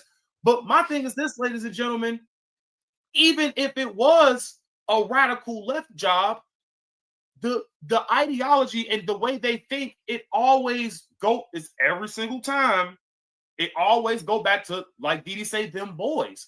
Because if we think about the trans shooters, we like forget Charlie Kirk for a second. Jared, he sounded like the people you was just criticizing, bro. But No. Jared already know how I feel about this. But my thing is, the only thing that I feel like your people here are watching kind of are not understanding is that I don't want us to go crazy. Like, oh, who defines what's crazy though? When you no, video about Candace, you said that Candace. Fair enough. But I do want you to clarify something so people can understand this. In your clip about Candace Owens, bro, out of your own mouth, you said this is the thing about Candace. You feel like she's going off on the deep end, but you just said yourself it was a legitimate case to make. Which is it, bro? But what are we referring to though? The pipe, the valve. Right. No. I didn't say that when it comes to the pipe. I was talking about when it came to she said another statement that I kind of disagree with, but the pipeline, that was suspicious. But it was something else that she said that I was I don't think that was necessarily what I was referring to. Okay. But what I was saying is that okay, we have all these conspiracies, but then people are going to speculate their own conclusions, though, Didi. That's what you should do. That's what you should do. No, that's really not, because if you become judge, jury, and executioner, then you're going to take it upon yourself, just like how quote unquote Tyler Robinson or whoever did it did. You see what I'm saying? So if you feel like, oh, this person did this because this person said it, now I'm going to take it into my own hands. I'm not talking about blind faith. I'm saying if there's enough quote unquote reasons to believe that something is not what you're being told, it makes sense if a person chooses to come to their own conclusion that is the contrary of what we're being told by the feds. Okay, you should always do that. The feds have been lying to us since their inception. And I agree with that. I agree with that as well. What's the confusion here? But here's the thing. And like I said, we will never know. I said this earlier in the video. We will never ever know who's telling the truth. And that's why I'm saying, can you?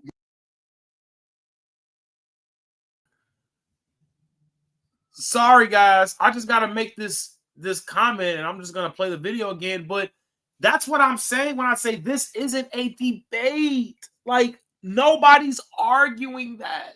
You see what I'm saying, guys? Can you trust the FBI?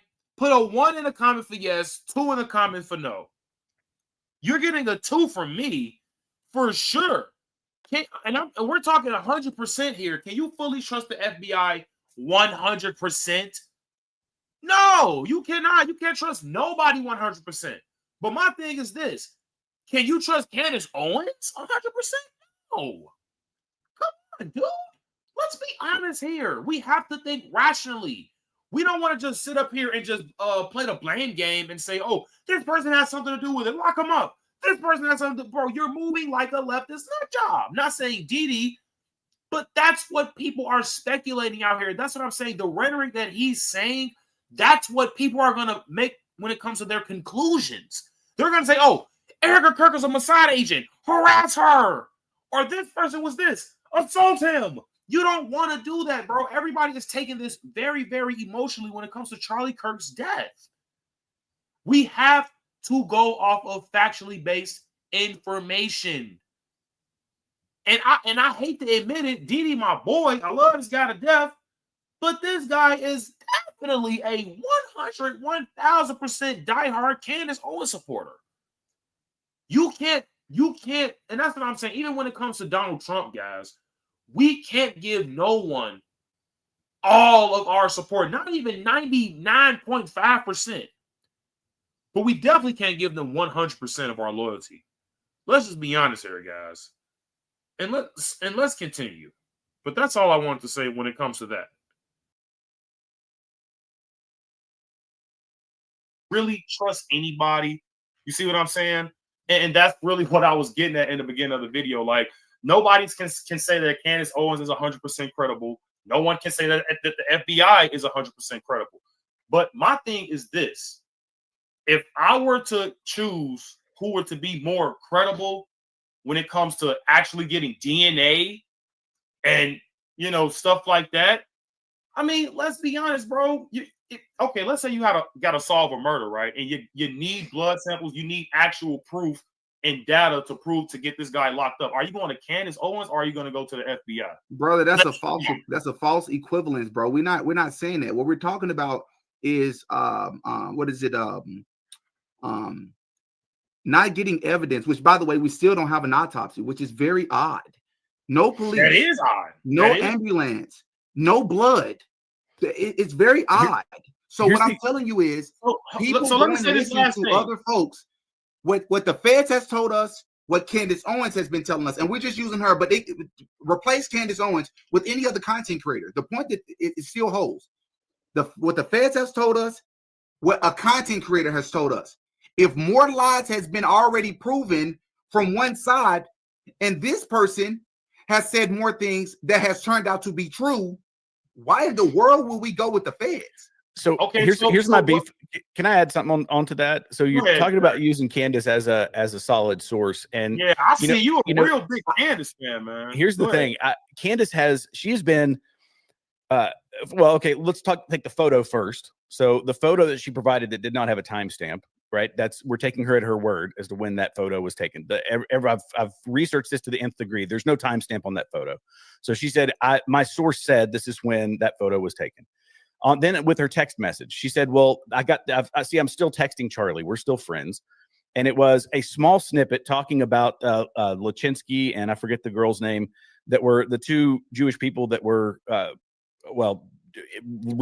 somewhat related to Israel. However, one of them was a Jew, the other was a German person who was working for Israel. It's something like that. They were killed outside of that building, and it was a basic tweet about or one of his posts, one of Charlie's posts. He sent it to her, referencing that specific situation, and then it was prayer hands, short message. She didn't see any. She just said, "Look, we're still talking." Charlie's not the kind of guy, first off, that's just going to cut people out of his life. That's not the reputation that he had. So he sent her something, and she didn't show us any of the other text messages. We don't know when the last time they spoke. We don't know what the conversation was even like. Were they at each other's throats? It was a small snippet of information. So you saying it's possible that they weren't friends? Well, I don't know that it's friends versus, I'm sure they were still work colleagues because she was doing Turning Point USA events last year. What I mean is friends. You saying it's possible that they weren't friends? I have no idea. Honestly, I don't know. I don't know, so I can't speculate on that one. But if you don't mind pausing for just a sec. Okay. For just a sec.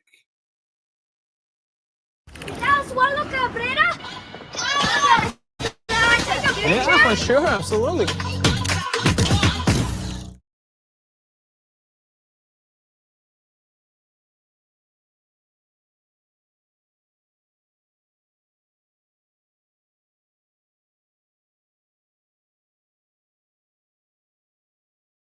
Just a sec.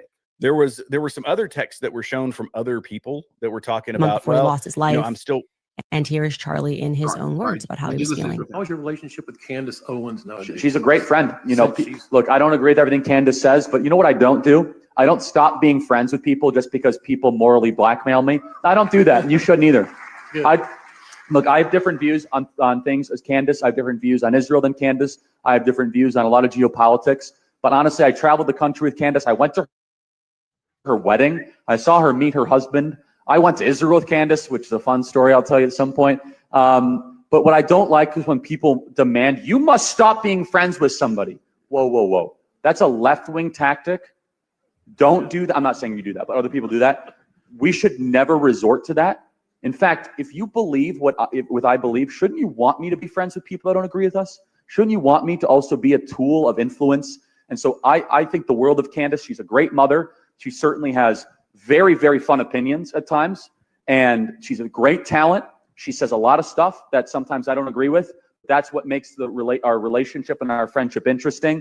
My advice to all of you, you might not like somebody, but never tell somebody like me to stop being friends with somebody on an interpersonal level just because of disagreement. It's bad. It's what the left does, and we should rise above it as conservatives. Thank you so much. So, I mean, that proves my point. That's what I was saying. So what point? I said I don't know where they stand. I just said we don't know the nature of the conversation they were having. That's also Charlie Kirk in front of, presumably thousands and thousands of people, and got seen by billions of people on TikTok and all that. So I didn't get to finish my point before you played that video. So she gives snippets and then goes on to basically make large number of assumptions. She says, I've got inside, she always says she's got the inside baseball on what's going on at TPUSA and all that.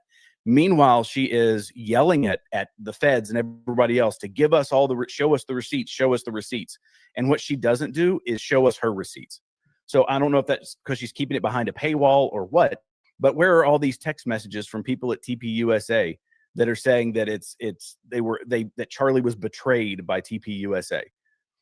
She doesn't show those receipts. She says it and people take it as gospel, but she hasn't given any proof of that. So wait. So what I will say is I 100% agree that you should not fully trust and take anyone's word as 100% gospel. As a clarification on my position when it comes to Candace Owens, is I am skeptical of anyone, including Candace Owens.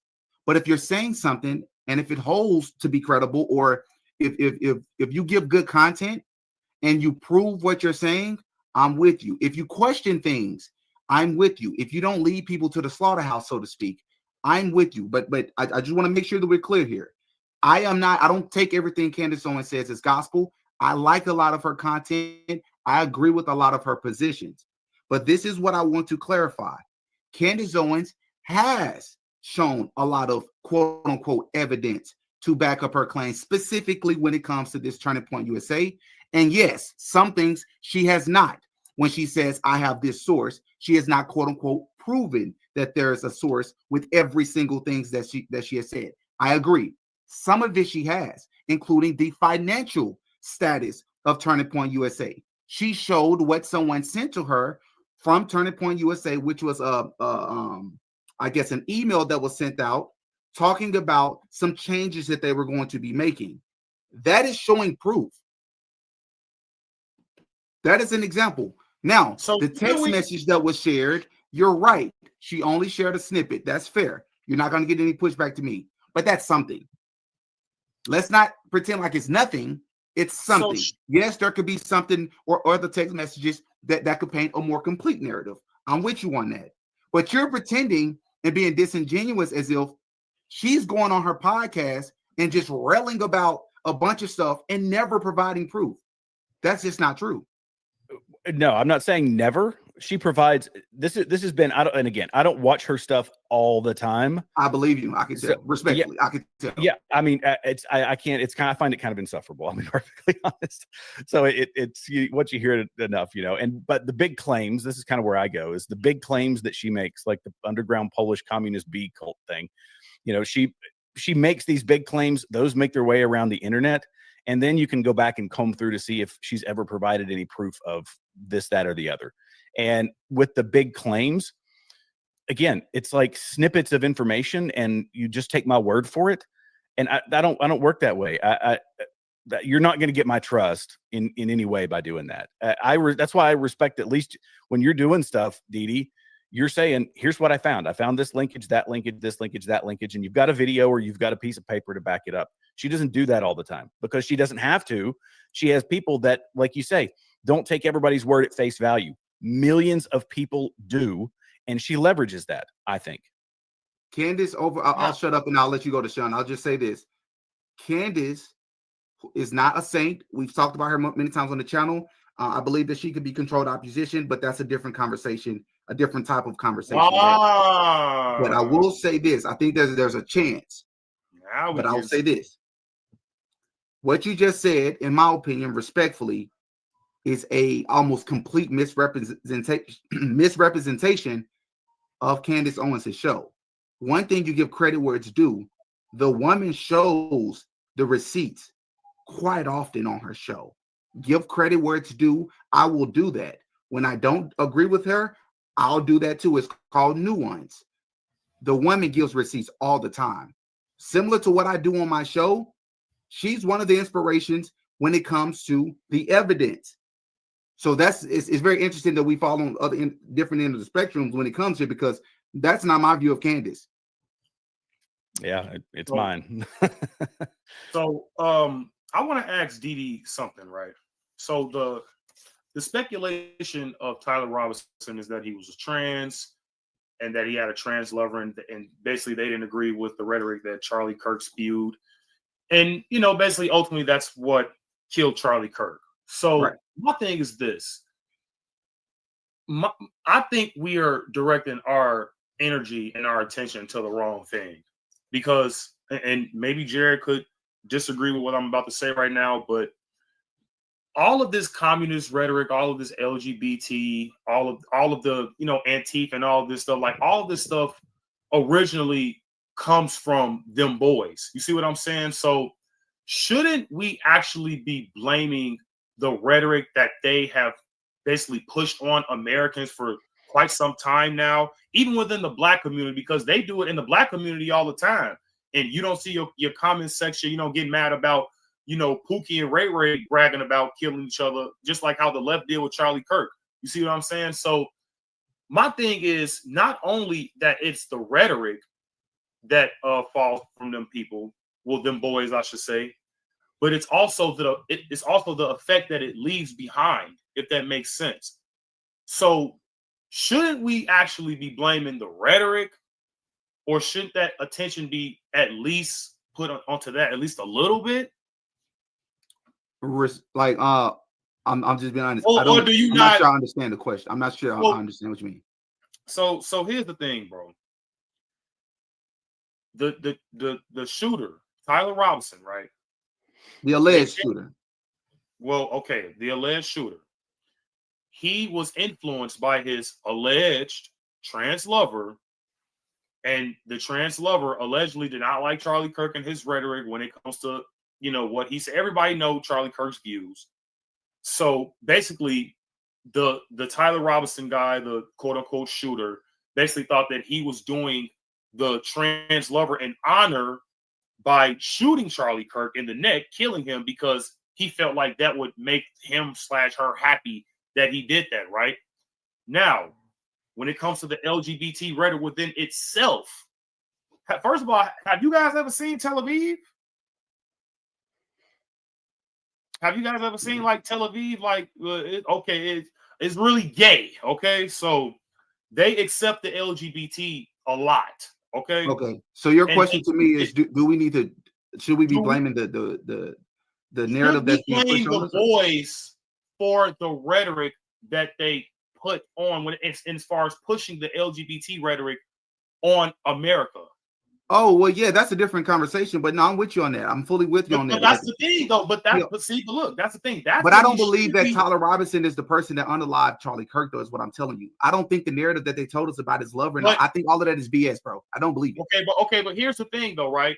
Before Charlie Kirk died, he had an interview with Megyn Kelly, right, critiquing Israel, right, chat. I don't know if your chat's smart enough yet, but he. Bro, listen, I've asked him to be respectful. They keep calling me low IQ, bro. Like, they keep calling me and Jared low IQ, and like, come on, brother. Man. They can, but listen, if I come on your channel and we're disagreeing, they may say the same about me, brother. You know you're intelligent, man. Jared knows that he's intelligent, bro. I wouldn't have you on my platform if I didn't think that. You know what I mean, bro? Just don't even pay attention. I just want some engagement on your chat. I'm just trolling. I just want some engagement on your chat. That's all. I feel I may have entirely misunderstood him. Is it too much to think that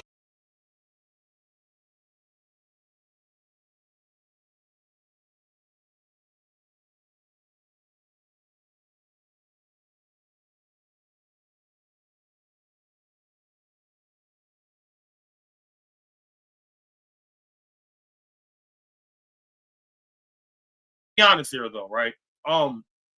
When it comes down to it, should we actually be putting our energy into that?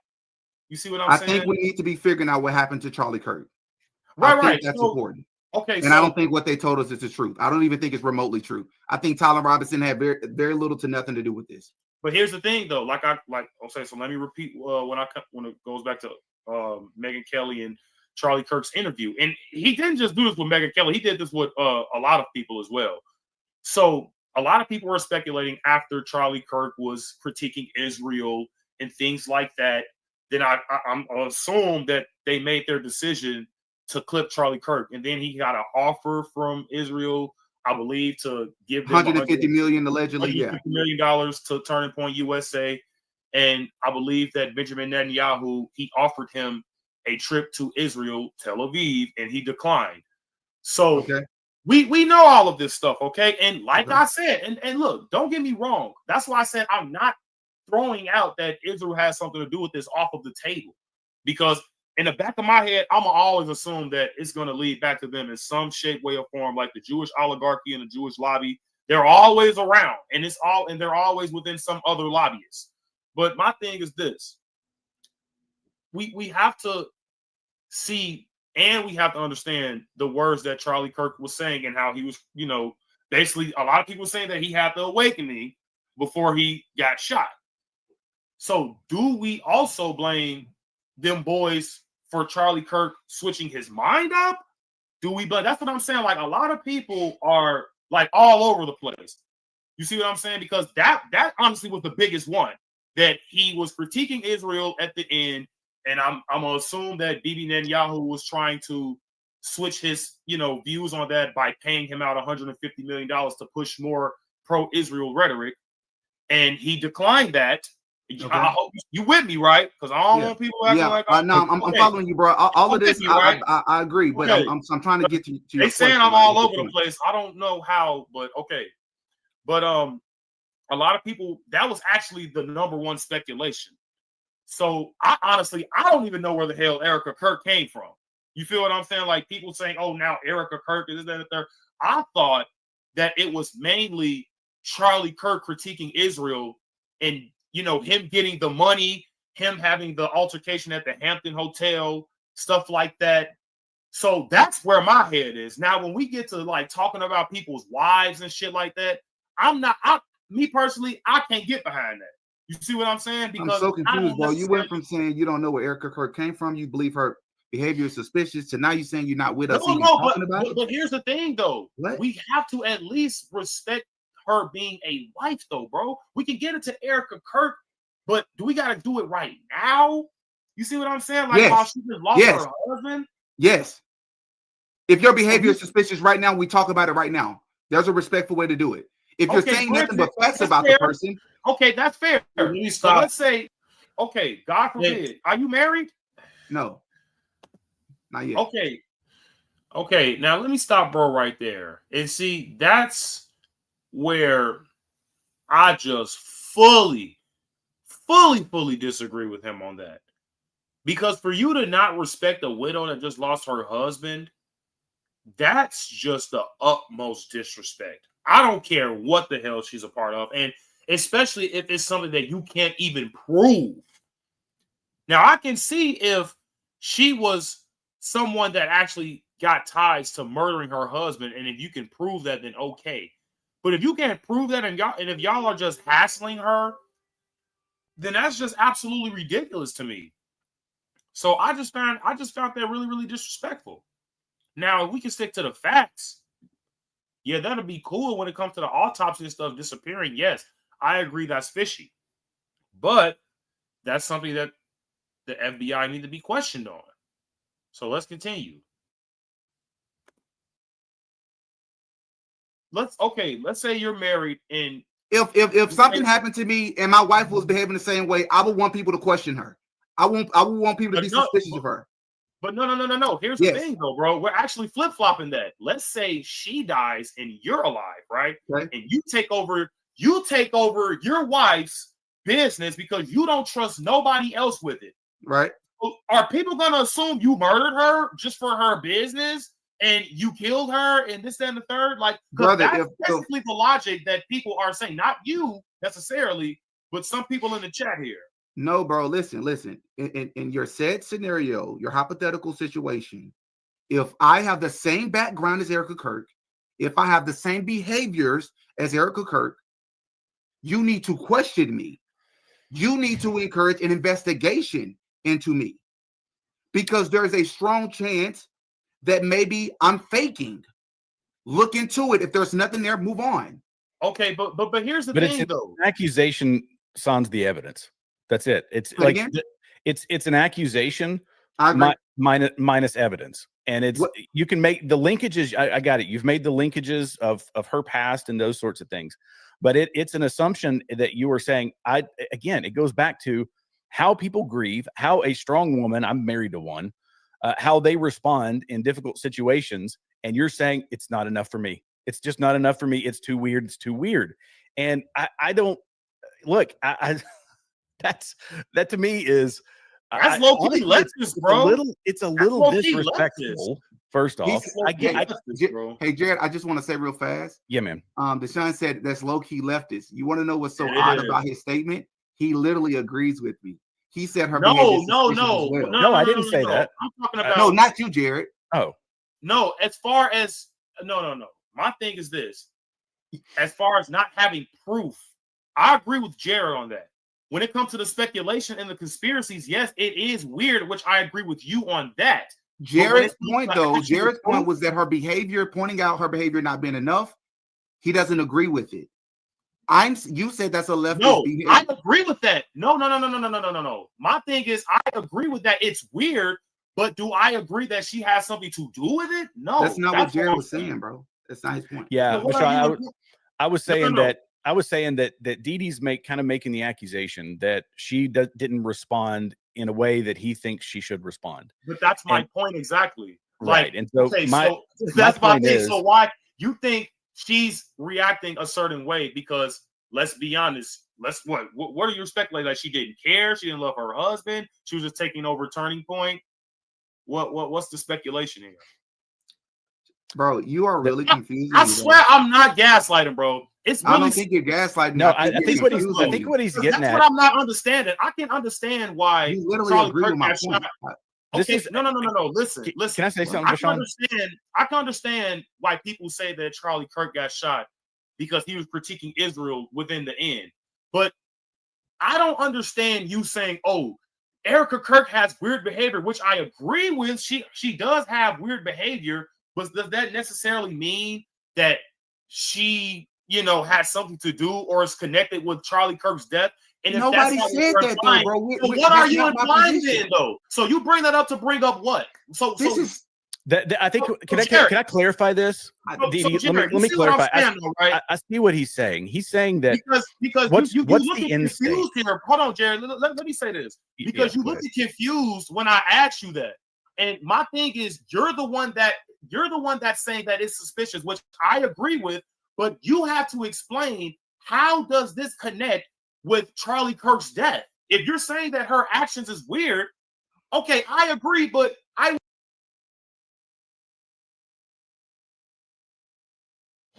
We're Tire Rack. We test tires to provide you with truth, transparency, and I want you to explain to me, how does this connect to Charlie's death? Jared, what you got, bro? Yeah, what it's the end state. That's my thing. This is why I typically don't do the proactive. Here's this, here's that, here's this, here's that. Right. Where do we end up after all of this? If we want to prove that the feds lied to us, that's not difficult to do. It's really not. We have literally 100 years of history of the feds lying to us, right? But where does it all lead? And this is why I do the negative. I generally do content in the negative when it comes to conspiracy theories rather than the positive. Like, look at this. This is what people are saying. Here's how this is why you don't believe it. Here's where it's wrong. Here it's like disproving. And look, I have full honesty. Answer that question though. What's the end goal? Well, I'm letting Jared finish. Hold on, Deshaun. I'm letting Jared finish, bro, and I'm going to answer your question. I promise you. I would love to hear that answer, bro. Go ahead. Full honesty. I'm a conspiracy theorist at heart, and it's a thing that I have to. That's funny. I know you don't believe me, but you don't believe you, bro. No, but listen. At times, I realize that this is weird. This is weird, but I want to approach it with a level head, not to just fire out the conspiracy. Right? Define level head. I want facts. I want data. I want things to like the things I presented to you. No. Difference between, we're talking about Charlie Kirk's murder here, right? I mean, am I allowed to even say that on YouTube? I hope I didn't get you. Too late now. I guess it's too late now. So we're talking about the deletion of Charlie Kirk and all the things around that. the feds are the ones that the FBI is equipped to do all this. Do I think they're going to do a spectacular job? I don't know. I certainly hope that they do. And I'm not a guy. This is also a weird transformation that I'm in. I'm in a weird transformation where with Donald Trump coming into the White House and with people like Kash Patel and Pete Hegseth and Tulsi Gabbard and RFK Jr., all these individuals be in place. They are antithetical to the system in a lot of ways, not in every way, but in a lot of ways. I'm looking for some positive change in our federal agencies because the federal agencies are going to be there forever. And I would like us to get to a point where the people can trust them, which is why, not entirely, because we're never going to trust them entirely, but where they are, they're cleaning out some of the rot that's going on in those. In this situation, I'm hoping, and I'm very prayerful actually about this, that Kash Patel will have that sort of thing in, that he's going to reveal some of that. We'll actually get some data that we wouldn't normally get, and that it'll be handled properly. So oddly enough, as the guy who I built my whole channel because I have had zero faith and confidence in our federal government. Our founding fathers wrote our Constitution because they had zero faith in a federal government, a powerful federal government. I'm hoping that some positive change can come from that. And this is a big ticket item, an incident where some of that could be shown. And instead, we're just going straight to the I'm painting that because I'm going to address it. Sorry about I'm like a squirrel, man. I'm like a dog. You hang something in front of me. It got distracted by the comment. But anyway, I hope I kind of rambled on that one, and I apologize for that. But you kind of get where I'm coming from. I feel like. So where would the information have to come from when you say facts? You want facts and data. Where would it have to come from for you to be able to entertain what you call conspiracy theories? Where would it have to come from? The FBI? The CIA? Where? Well, yeah. So this is the other piece of it. We talked about it earlier in the show that when they give us, if everybody wants them to just unload all the evidence and all the data, right? When this investigation starts coming to a close, that's when we should start getting some of this information and data that led them to their findings. And can those things be justified? We're jumping way ahead of the gun as the people that don't have all the evidence in our possession. We've got a lot of cell phone footage. We've got a lot of speculation and weird anomalies. And I don't think this guy's got a rifle, but when you slow down and zoom in, you can see him put a rifle down and you can see him take it off the top of the roof. All that sort of stuff that we're combing through. It's just the way it is. We're not going to get. That's what you should be doing, though. You You shouldn't wait to investigate what's at hand until the end of the investigation. If something doesn't make sense, also look into it yourself. Looking into it yourself does not make you a professional. It means, hey, let me see if what they said is true. Is what the feds told us true? Why did this happen? Why is that there? That doesn't look like what they told me. You use your critical thinking skills. Yeah, I'm not denouncing critical thinking, by the way. That's how am I saying that? This is what I'm doing when people are only I'm doing it now, oddly enough, in the negative, that people say, oh, it was a palm pistol from 1892. Well, go zoom into the video yourself and look at it. There's no barrel. There's no muzzle flash. Obviously, that's ridiculous. The guy didn't have anything getting off the roof. Look at that. Well, everybody looks at the zoomed out footage. You download it. You zoom in. You see him put something down. You see him climb off the roof with something. No, you don't. Something draped in it. Yes, you do. No, you don't. I did a whole video on it. And the rifle that he had is too big to put in his clothes. It's already been debunked. I will play I can play the video if you want to show it. I actually got that video. Oh, Jared, do you want to play it for him? Yeah, let me see if I can pull it up here. Yeah, because while you're looking for that, let me answer. I had a question. Hold on, bro. Yeah. I'm out. You got a lot of questions. I'm trying to answer the one that you asked me. So I know you was talking to me. I'm sorry. Go ahead. Let's be clear about my stance. I believe that Erica Kirk's behavior has been very odd, has been very suspicious, has been very unusual. By your standard. By my standard. I'm not saying she should be over the top, any of that. It gives me the heebie-jeebies. Fine. For those of you that say other people grieve how they want, fine. Got it. Okay, so wait, hold up, bro. Hold up. I am not stating that because her behavior is suspicious, therefore she has something to do with Charlie Kirk. What I'm saying is, it's odd behavior. Let me look into her background. I'm curious about who this person is, because when I think about it, we don't actually know her. We don't know anything about this person. You literally said that you agree with everything I just said. I said I agree that it's strange. I didn't say that I agree. Everything I just said you agree with, correct? I agree that she's acting strange, yes. Was there anything I just said that you disagree with? No, but you need proof for that, though. But you I need proof for what? I need proof for what? Proof. Okay, look, me and you can agree. Hold on, wait, no, bro. You're deflecting. What do I need proof for? Stop. I think this is what you're not understanding. What do I need proof for, man? I need you to answer the question. You said I need proof for what? But here's the thing, though. We can both agree on something, DD, and we both still need to prove it. Dude, I'm going to ask you for the 8th time. Prove what? We need to prove what? What did I just say that I need to prove? It's whatever you're speculating. Okay, that she's acting weird. I didn't speculate anything, dude. What did I speculate? Is acting weird, which I agree with. Okay. But you say that to say what exactly? That's what I'm saying. Like, what is the end? I just explained it. Weird. I just explained it. You said, but I need to prove it. I'm asking you, I need to prove what? What did I just say that needs to be proved? Okay, you're saying that, and I agree with Erica is acting weird. Okay, you said that already. What do I need to prove? You're leading to something as far as let me get into her background. Let me get into this and that about Erica. What did I just say that I need to prove, bro? Just answer that question. Okay. First of all, I don't necessarily say you probably have to prove anything, but you digging into Erica Kirk because she's acting strange. Okay. I mean, I don't necessarily see how you are the judge of someone acting strange as far as someone just losing a husband. You see what I'm saying? No. Now, granted, so you think she's acting strange. Jared think that she's not acting strange. So who's more right? Dude, what are you talking about right now, bro? Yeah, that's a valid question. Oh my God, bro. This is why it's subjective. It's not evidence of anything. Man. Hey, Jared, the question he just asked is a valid question. That Erica that's not even what we're talking about right now. He said I need to prove something. So why bring up Erica Kirk in the first place, bro? That's what I'm saying. Why bring her up? Bro, what in the world is going on? Okay.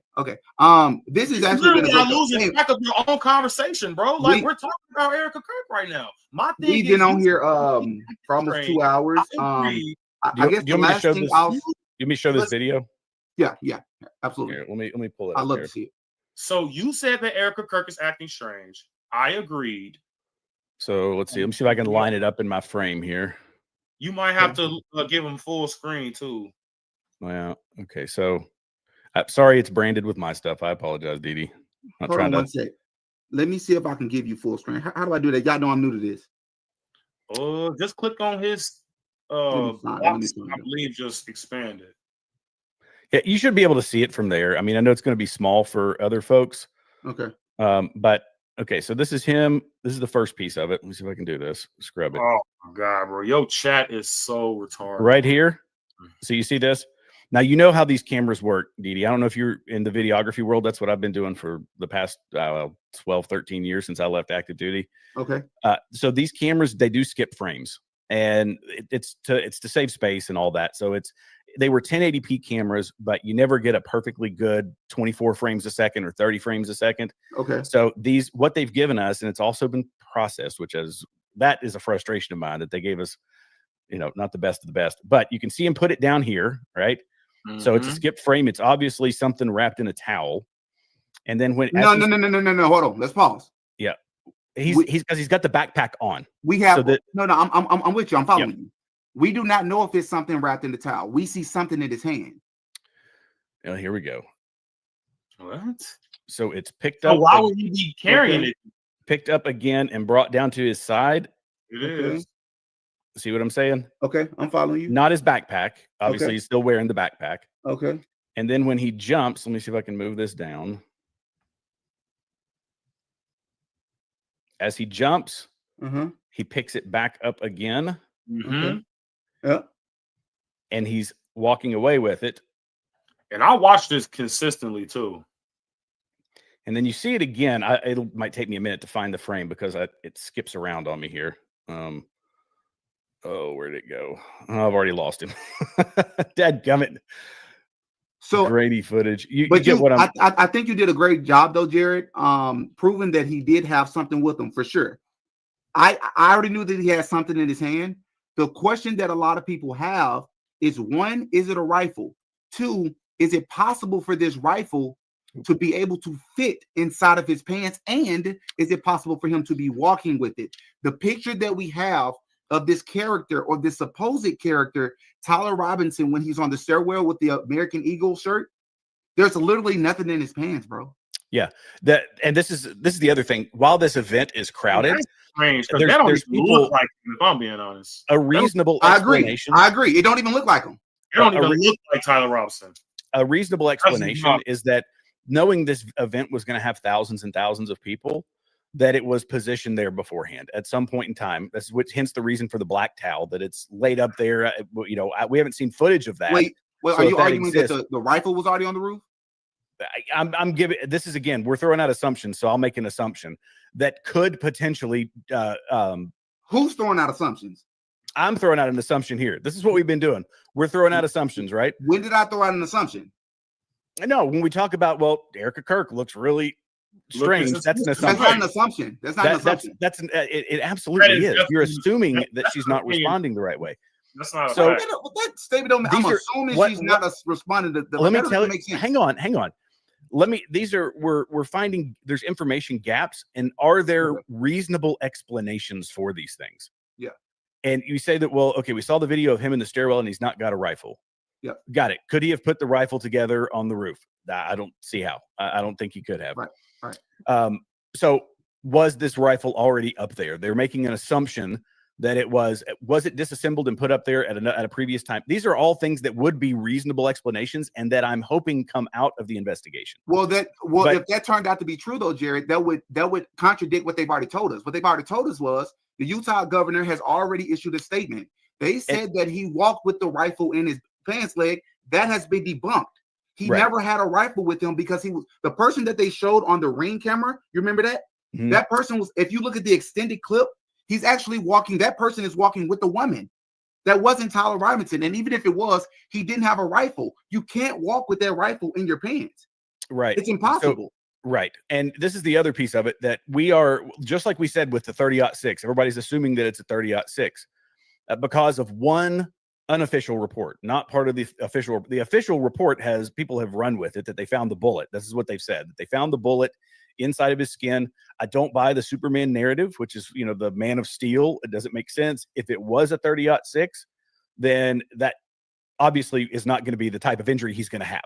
Right? It would have blew him, right. Yeah. Right. It would have taken a chunk out of him, and there's no bone that's going to stop a 30-06 moving at that speed. And I think you corrected me. I think you actually factually corrected me earlier when you said, because I didn't know this, you said that it didn't come from the feds, officially come from the feds, that it was a 30-06. Right. Is that correct? Yes, that's my understanding, is that this was from unofficial channels said 30-06 rifle, but that hasn't been confirmed by the feds. I think that's my understanding. That as of now, that's I just want to make sure, before we end this live, I want to make sure I get your thoughts on this. Mm-hmm. You're saying Erica Kirk's background, Charlie Kirk's background, all the red flags and suspicious behaviors of those surrounding Charlie Kirk the day of the incident mean very little to nothing. Suspicious behavior of the people around him. Yes. You're talking about the guys that jumped over the table that they say handed something off to somebody, and that's. Well, I'm not so sure about that. But have you seen the footage of them taking him to the car? Yeah. Have you seen that footage? Mm-hmm. Well, what are your thoughts about that footage? I mean, the guy was down on the ground. They're carrying him into the vehicle. There's no blood anywhere. Yeah, there is. I'm talking about there's no blood dripping anywhere. Oh, I mean, nowhere. There's no blood on any of the people. There's blood on his. There's some redness on his shirt. Let me ask you this. No blood dripping anywhere. Let me ask you this: do I trust Frank Turek's take on this? I do. What about what I just asked you? Why is there no blood leaking anywhere? But I don't know. Anywhere. Frank Turek saw him in the vehicle, watched him breathe his last. Brother, and that's what he told you. Says he wasn't even alive. That's what he told you. What I'm asking you is what we can see with our own eyeballs. I'm not going by what he said. I'm saying, why is there no blood leaking anywhere? I would have to look at the video because I haven't seen. Fair enough. I've seen blood on him, so there was blood. He was supposedly hit here, right? Right. That would be in a massive amount. Do I know that somebody hadn't grabbed a T-shirt or something and shoved it? There's no T-shirt. We can see it on camera. You can see his face, his head, his everything. I'll look at the video to confirm that. I haven't seen that. The behavior of the people. Have you seen the footage of people breaking down the behavior of the people recording as they're taking them to the car? They're not even recording Charlie Kirk. They're giving each other hand signals, not the security detail. I'm talking about other individuals. Have you seen this breakdown, bro? No, I haven't seen that. It's very odd. You don't have to be a conspiracy theorist. What I'm telling you is his entire team, for the most part, maybe there's some exceptions, it was very odd behavior. Okay. I mean, I'll take your word for it that it's odd, but it's also people responding to a situation that is, you're telling me that a bunch of 20-somethings and 30-somethings working for TPUSA, we scrutinize their behavior after Charlie Kirk gets shot and spews monstrous amounts of blood out of his neck, that, well, we can go back and pick apart how people respond in that situation. And we're right. Okay. As we should, as you say. And we say, well, this looks like an anomaly to me. That looks like an anomaly to me. It must be other people in on this. This was a planned, other than the guy who we say did it. Is it wrong to think that way? I think that takes. Is it wrong to consider it? Well, if I thought there was credible evidence for that, then yes. But you're talking about look, this is not a small thing, Dee. I agree. Have you been around gunfire before? Seldomly, I have, but not a whole lot. Okay. In situations like that, people don't know how they are going to respond, how they're going to react until that situation actually happens. They don't know how they're going to handle the stress. They don't know how they're going to handle the bloodshed. They don't know how they're going to handle the crowd. Yes, I follow you. But I'm taking the assumption that what you're saying is that they did act strange. I haven't seen video of them acting strange other than the guy who brought the camera down, and that's perfectly explicable why he took the camera with the SD cards down. But other than that, I haven't seen any strange, odd behavior. Let me ask you something that who many people are calling the decoy, but I'm speaking to Jared, so I won't use language like that. So I'm not called a conspiracy theorist, even though my pronouns are "I told you so."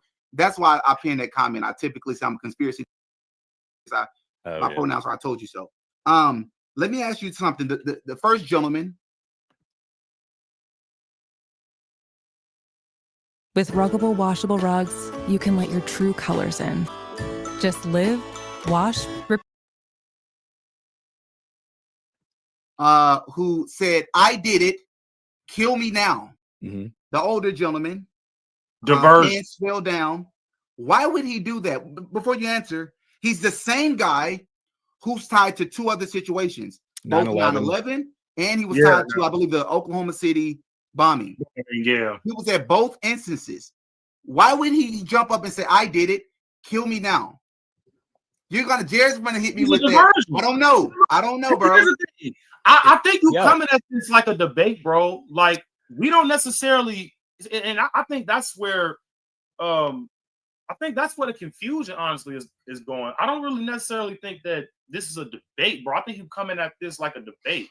Like, we agree on most things. Like, we don't trust the FBI over here, bro. You feel this conversation, I don't think we agree on most things in this conversation. But politics maybe, but this because at the end of the day, we all know that this isn't just gonna end at Tyler Robinson. Like, I'm pretty sure all three of us can agree on that, right? So my thing is this. When it comes to the guy, I believe he was a diversion. He was a diversion. He was there to distract the people. So whoever the hell could get away. Now, me personally, I think that the Tyler Robinson guy was a diversion too. So if it is a third guy that's involved, you know what I'm saying? Then he's still out there. But that's what I said. We need proof, though. You spent the first part of the live talking about Tyler Robinson and why he wanted to kill all I want to, bro. See, I don't think you understand that part. I could be a conspiracy theorist all I want to, but I still need proof. I could be a lawyer and say, "Oh yeah, this guy did it." Brother, listen to what I'm saying to you. What I'm saying is, at the very beginning of the live, man, you were arguing in favor of Tyler Robinson being. You said in your clip and on this live. In your clip and this live, you said they already caught the guy. Listen, bro, you said they already caught the guy. Now you're saying you think he's a diversion. And I also said, if you listen to my whole quote in the clip, I also said that I'm not necessarily going to dismiss Israel or any other third party having something to do with Charlie Kirk's murder. I did say that. You said that. Your exact words were, no. They already got the guy. We need to let them do their job. Right. If they got the guy already, now let's say he's going through trial and some new information comes up. What's wrong with receiving that information? I'm not saying it's wrong whether we receive information from the FBI or Candace Owens. Any information is going to be helpful to the case. So I'm not understanding, like, that's why I'm like, I truly think you're coming at this like a debate, bro. And it's really not a debate. Like, we agree with most things. I don't trust the FBI when it comes to them solving or giving us all the information on Charlie Kirk. Okay. But my thing is this: if we need to be focusing on anything, we need to be focusing on the last words of Charlie Kirk, the deal that Netanyahu tried to give Turning Point USA. I think we need to be necessarily focusing more on Netanyahu. I don't think it's an either or. I'm with you. I don't think it's an either or though, bro. I think it's an and both. We can focus on both. The red flags and the connection. That's what I'm saying. This isn't a debate, my guy.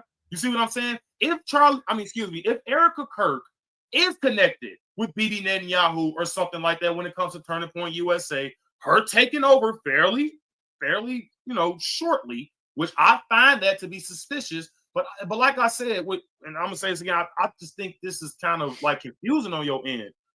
I can be a conspiracy theorist all I want. We can say, yeah, I think this and I think that, but how can we prove it?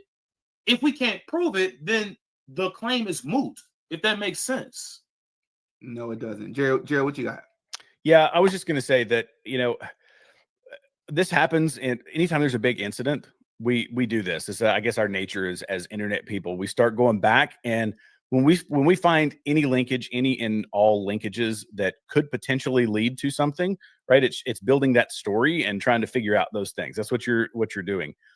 I think that in these DC, political, all these spheres of people, that's just not. It's not a hard thing to do, and I don't think that it, with the Erica Kirk thing, would you consider Erica Kirk as being part of DC though? I mean, no. You said her dad was connected to that. Well, then why does the linkage matter? If he was part of the DOD, why would that linkage up, bro? Like, I don't understand. That's her dad. What I'm saying is she wasn't in politics, right? I mean, she would. Yeah, she married Charlie Kirk. Yeah, she was in politics prior to that point. No, I don't think she was. Okay, that's what, because you said it's easy to go to DC and can make all these connections. She wasn't in DC. Her dad was connected to DC. We don't know other linkages that you could probably go back and surf her history, things that we probably don't even have access to, and find some little snippet to take you from one place to another. And you lead it. The end result of all of this, based on you saying she didn't respond the way she should, she shouldn't have taken over Turning Point USA, even though that's what apparently Charlie Kirk wanted. Quickly. And no. She should take over, but not that. This is a 1,000-person organization with thousands of chapters all across the country, 2,000 chapters all across the country. It's a big entity. And that entity needs a leader. They had Andrew Colvin, I forget his name. The guy who was his, okay, there you go. So Starry Night said her mom worked for the government. So we can make linkages all day long. These are close-knit groups, but nonetheless, this was a place that was a rudderless ship. And they do this because there were people saying, what's going to happen? Am I going to lose my job? Is everything going to be shut down now that this happened? They did that not just to quiet and to put at ease their staff, but it makes perfect sense that they would do that to put the American people at ease after having suffered this loss. So you might disagree with the timing and say, well, it's just too soon. But it's not too soon for us to say that she acted funny and that she could be in on some cabal that was involved in all of this. So it's not too soon for that, but it's too soon for them to put somebody at the head of the largest advocacy organization in the country. Are you directing that at me or at? I'm directing it in general. I never said that it's too early for her to join. I never said that. Then I'll direct that one at Vashon, that it was too early. Yeah. So but this is the thing. It's the timing of all of this. Anyway. There you go. There's my There's my 2 cents. All right, I'm gonna give both of you. Give me one thing. Dee, do you understand where I'm coming from on this? I do. I think listen. I'm saying, like, because you've said it twice that I'm being disingenuous. I feel like I'm being. like, we're not trying to think you, brother. I told you about a film. Well, first and foremost, we started this conversation, and I asked you what you knew about Freemasonry, what you know about the Kabbalah. All right, team, listen up. There's a national blood shortage. Who's got donation ideas? Chance of the President Suite? Classy. Dude, that's so much cheese. Save lives and help win your school $1 million.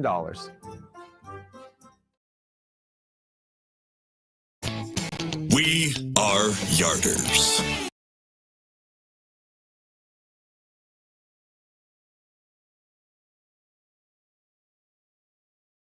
Occultism as it pertains to like Hollywood, the CIA, their history. Sure. All of this stuff is real, provable. Oh, yeah. They have ideologies and things that they practice. We've seen it. Part of it is predictive programming. Part of it is MK Ultra. Part of it is other things that we can't talk about on YouTube. There's a reason why so many people come to the conclusions they come to when a lot of these things happen. If you understood the information about Freemasonry, occultism, the Kabbalah, I do understand. I do. Fair enough. Yeah. If you understood that, and then I present to you a movie that almost down to a T, same date, the killer, same name, the person that died, same name, shot in the same place. It was an Israel-Palestine conflict in the film that's connected to some other stuff. It wouldn't even be a question. They literally do this. It's part of their moving up in rank. They have to place certain things out to the public. If you do your, I don't have a channel of just spewing a bunch of stuff. No, but Charlie Kirk was 5 years old when that movie came out. What's your point? That a movie, I get it. There's predictive programming. Are you saying that, like, how do we end up with a Charlie Kirk at 31 years later? And it happens that these two incidents happen to line up. That there was a pretty blonde girl, somebody named Kirkland, and Charles Kirkland. And the date. Stop. Yeah, well, I get it. Charles Kirkland. Fine, whatever. Charles Kirkland and a Charlie Kirk 31 years later, and you think that the father of Charlie Kirk decided to name his son Charlie Kirk, that they plucked this kid from, from his life to take him all the way into the head of TPUSA so that on September 10th they could put a bullet in him in order to make a social move, in order to, do whatever it is that they're supposed to be doing. I don't know if it's just how you saying it, but that just sounds insane, bro. I don't know if that's just how you saying it. Because I won't disagree with predictive programming. I will not. But it's to shape larger social movements. When we make a 31-year leap on something that just happened to line up. Do you think dark magic is real? Yeah. Well, a better question. I think that a better question. Do you believe other people believe dark magic is real? I think they do, but it's just a demonic. It's it's just demonic. Okay. 100%. So you know that Moloch is an entity that many people actually worship. It's in the scriptures. Yep. Right. Yeah, baby. Yeah. You think it's possible? Yeah. You think it's possible that some of those people may be in high positions in our government? Just possible. Oh yeah, probably. I mean, do you know some of the things? Do you know some of the practices involves predictive programming in films? Well, I don't know about that, but I know. I believe in normalizing pedophilia, basically trying to normalize things that wouldn't be basically accepted in America. I mean, you can trace a Margaret Sanger and abortion to child sacrifice, which has been part of occult behavior for a long time. I mean, it's always been part of it for all the demonic forces. The removal of the child. That's just a thing. But do I think that I feel kind of like you're taking the God piece out of it. So this is the war on this plane, right? In our existence, it is God, Christ, and evil that exist, and things can happen or be stopped from happening.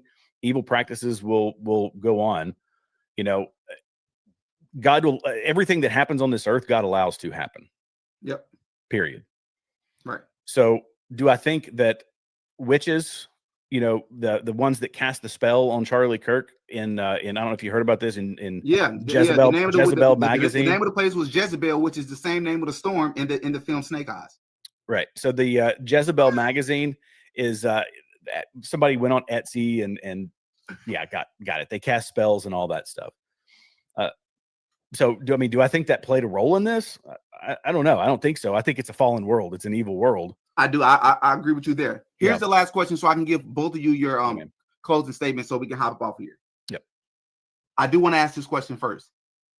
Do you believe that they have ever, and they I mean like elite individuals in this world, the ones that run Hollywood, media, lobbyists? Yeah, I know. I right. get you. Yeah. Do you believe that it has ever been done in the history of humankind or the history of media, since we've had media, where they've placed something in a film that they are planning to do in the future? That's not even debatable. The Simpsons has done it a lot. Well, the Simpson predictions, those are interesting. Donald Trump coming down the escalator. These words, bro. Yeah. Interesting, suspicious. But that's the farthest that you'll go with it. No, it's not just interesting and suspicious. There's something there, because the person who created the Simpsons is also a Freemason. But I know you say your knowledge on that is limited, so I do understand. But it's predictive programming. There's a reason why they can have an episode however many decades ago of Donald Trump becoming president. He's coming down the elevator with his wife, waving his hand, and then the exact same thing happened later. It's not because they predicted anything. It's because they're planning it. And so there is no free will for any of the people that are involved in those predictions. I believe in the scriptures. We know that free will is a thing. But if they are part of the same organizations and circles, they're a part of it. Like, they're playing their roles. Well, that's where you kind of lose me, because people I believe you. But yeah, people make decisions being made literally decades apart. And do I think that the demon world, the evil world, it's full of trickery and magic? It's not anything that is,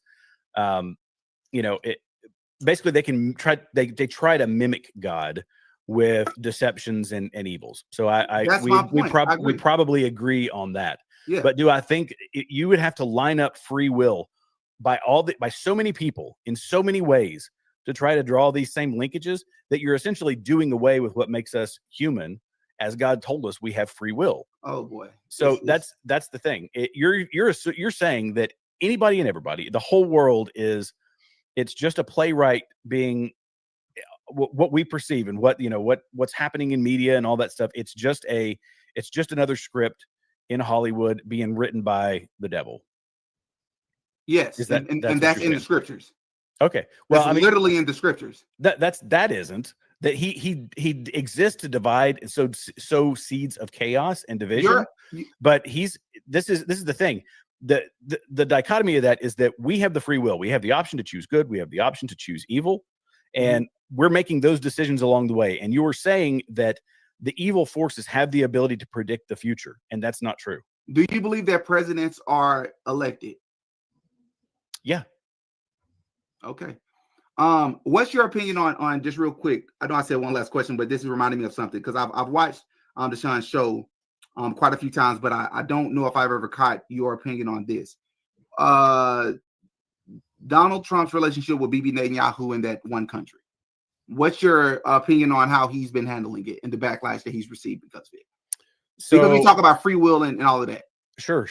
Well, I mean, he got in front of the cameras and he said these two countries don't know what the F they're doing. That's the biggest criticism he's ever given them. He has. Look, I'll be honest. You're not going to like my opinion on Israel. What you got? Israel's obviously, I believe in Israel's right to exist, and this is the one I believe in every country's right to exist. Right. And that there is never going to be, there cannot be a two-state solution, because it is the ideologies that surround Israel and the ideologies that are in Hamas are entirely antithetical to Israel in general. So it's this two-state solution is why it's been going on since 1948, because they can't coexist when one side needs for the other to be destroyed. But then people say, well, we're giving them so much money. We're giving them $3.3 billion. And 3.8 billion. Right. 3.8, whatever it is, 3.8 billion. But the memorandum of understanding that we have with them is that they spend 78% of it back in the U.S. So it really equates to $900 million. And I can give you a list, Egypt, Sudan, all these other places that we give over $1 billion to. So it's a false equivalency. We're given 3.8 billion, which turns into 900 million because they're investing it again in the military industrial complex. It's like all of our stuff. It's a money laundering thing that gets siphoned back into the private economy or back into these companies. So that you're are friendly fine with with Donald Trump's handling of Israel and the whole war and all of that? That's no, not entirely. There's too much to get into though in this amount of time because it is nuanced. It's nuanced. People want to make it so one-sided, Right. and No, I we get would you. I need a get you. 2-hour conversation just for I that think one. he's handled it horribly. I think one thing we know about Donald Trump, if you don't, whether you like or love him, hate him, feel indifferent about him, one thing about Donald Trump we can all agree with is that he's loose at the mouth. That's why a lot of people like him, because he's very unorthodox when it comes to being a politician. He's almost like unlike anything we've ever seen before, because one would even say that he's reckless by the mouth. You know something Donald Trump has refused to do, something that he's done with almost every other politician that exists in America? He's never really criticized Bibi Netanyahu. In fact, it's always the opposite, the other end of the spectrum. That's odd. That's odd. When the American people is giving so much pushback on your handling of the Epstein files and what's happening over there in Palestine, and you double down. Well, can I just go ahead? All right. No. I hate to say this, Jared, but before I say my statement, I'm not going to necessarily say that Trump has never critiqued Israel on record, because he did critique Israel when it comes since to he's become president. No. Since he become president, no. That's my point. I'll give you that. I will give you that one. But but you said ever though. You said he's never critiqued Israel since he's been in the White House. Okay, since he's been in the White House, I'll give you that. No, that is an absolute statement, and I don't know that that's accurate. Prove me wrong. No. I will attempt to. Now, prove me wrong. Do it right now on camera. Prove me wrong. Prove me wrong. He said Bibi Netanyahu was the greatest man in the world. What? There's no way I can do. There's no way I can find that with comb through the internet while we're live on camera. It should be easy though. I'm saying it might be easy. Just give it a shot. You're not going to find it. Hold up. There was a whistleblower. Excuse me. Okay. Ready? You guys ready? You pumped? Okay, here we go. Action. Hello. Excuse me, guys. There was a whistleblower that came out and said that Donald Trump just got off the phone with Bibi Netanyahu, and after he got off the phone, Trump said, and I quote, "This guy is fucking me." So, I agree with you, but that wasn't a public statement that he said. He's probably said a lot of things behind the scenes. But I said whistleblower. So my thing is this: when we can't say that Trump isn't fully aware that Bibi Netanyahu has influence over him and our country. That's not my statement. Trump isn't stupid, but he has to bend over for these people. Why? I don't know. I don't know if it's the Epstein list. Don't know why, but this is how I knew that Trump is basically getting pegged by Israel. Tom Alexandrovich. Do you guys know who that is? No. Bibi? Jared? So he's the leader of Israel's cyber security intelligence, right? And he's also Benjamin Netanyahu's right-hand man.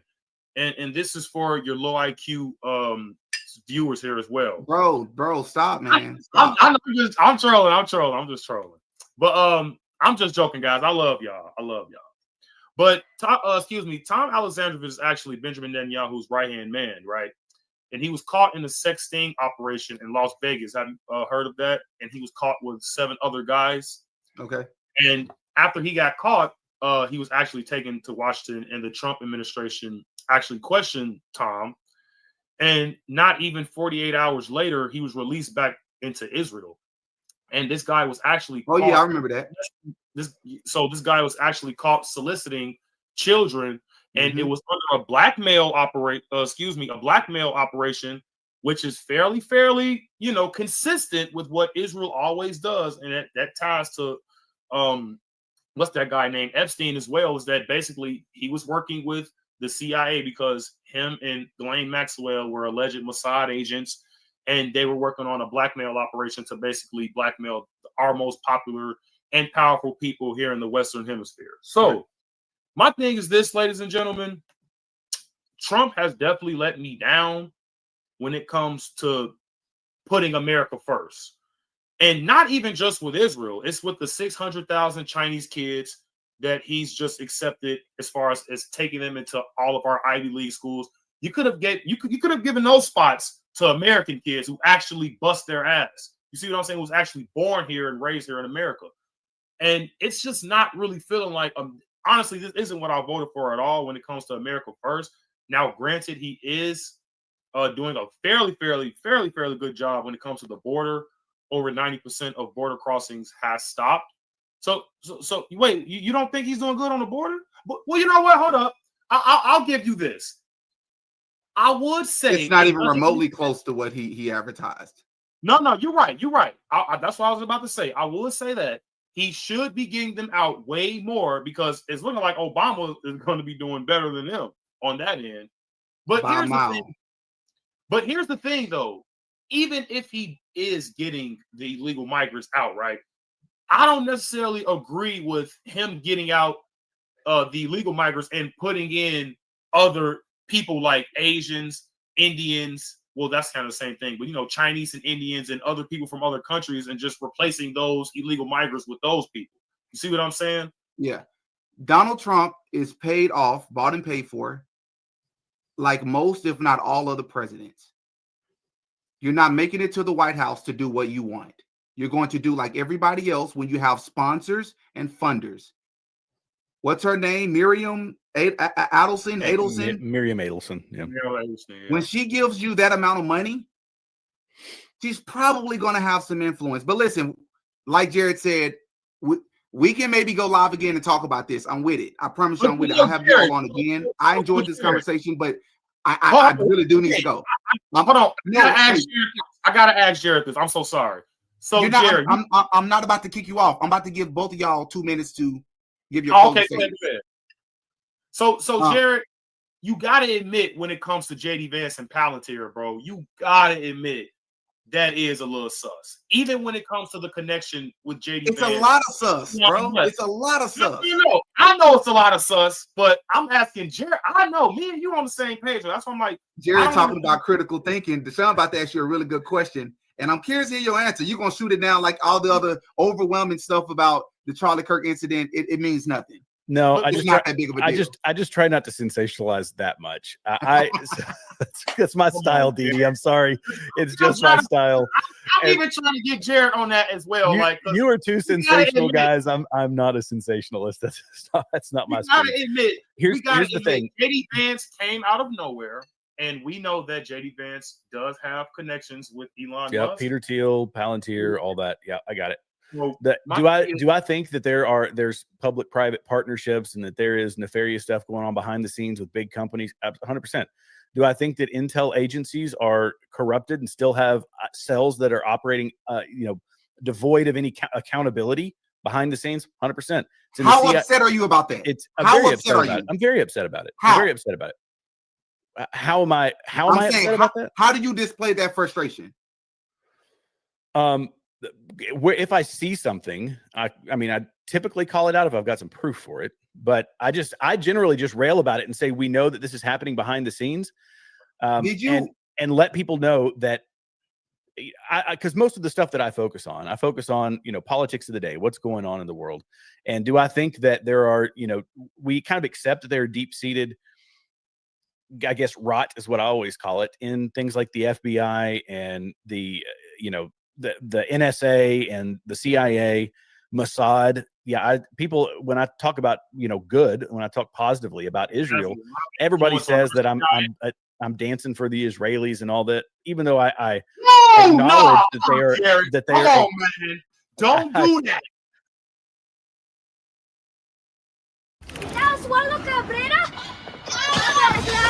Yeah, for sure, absolutely.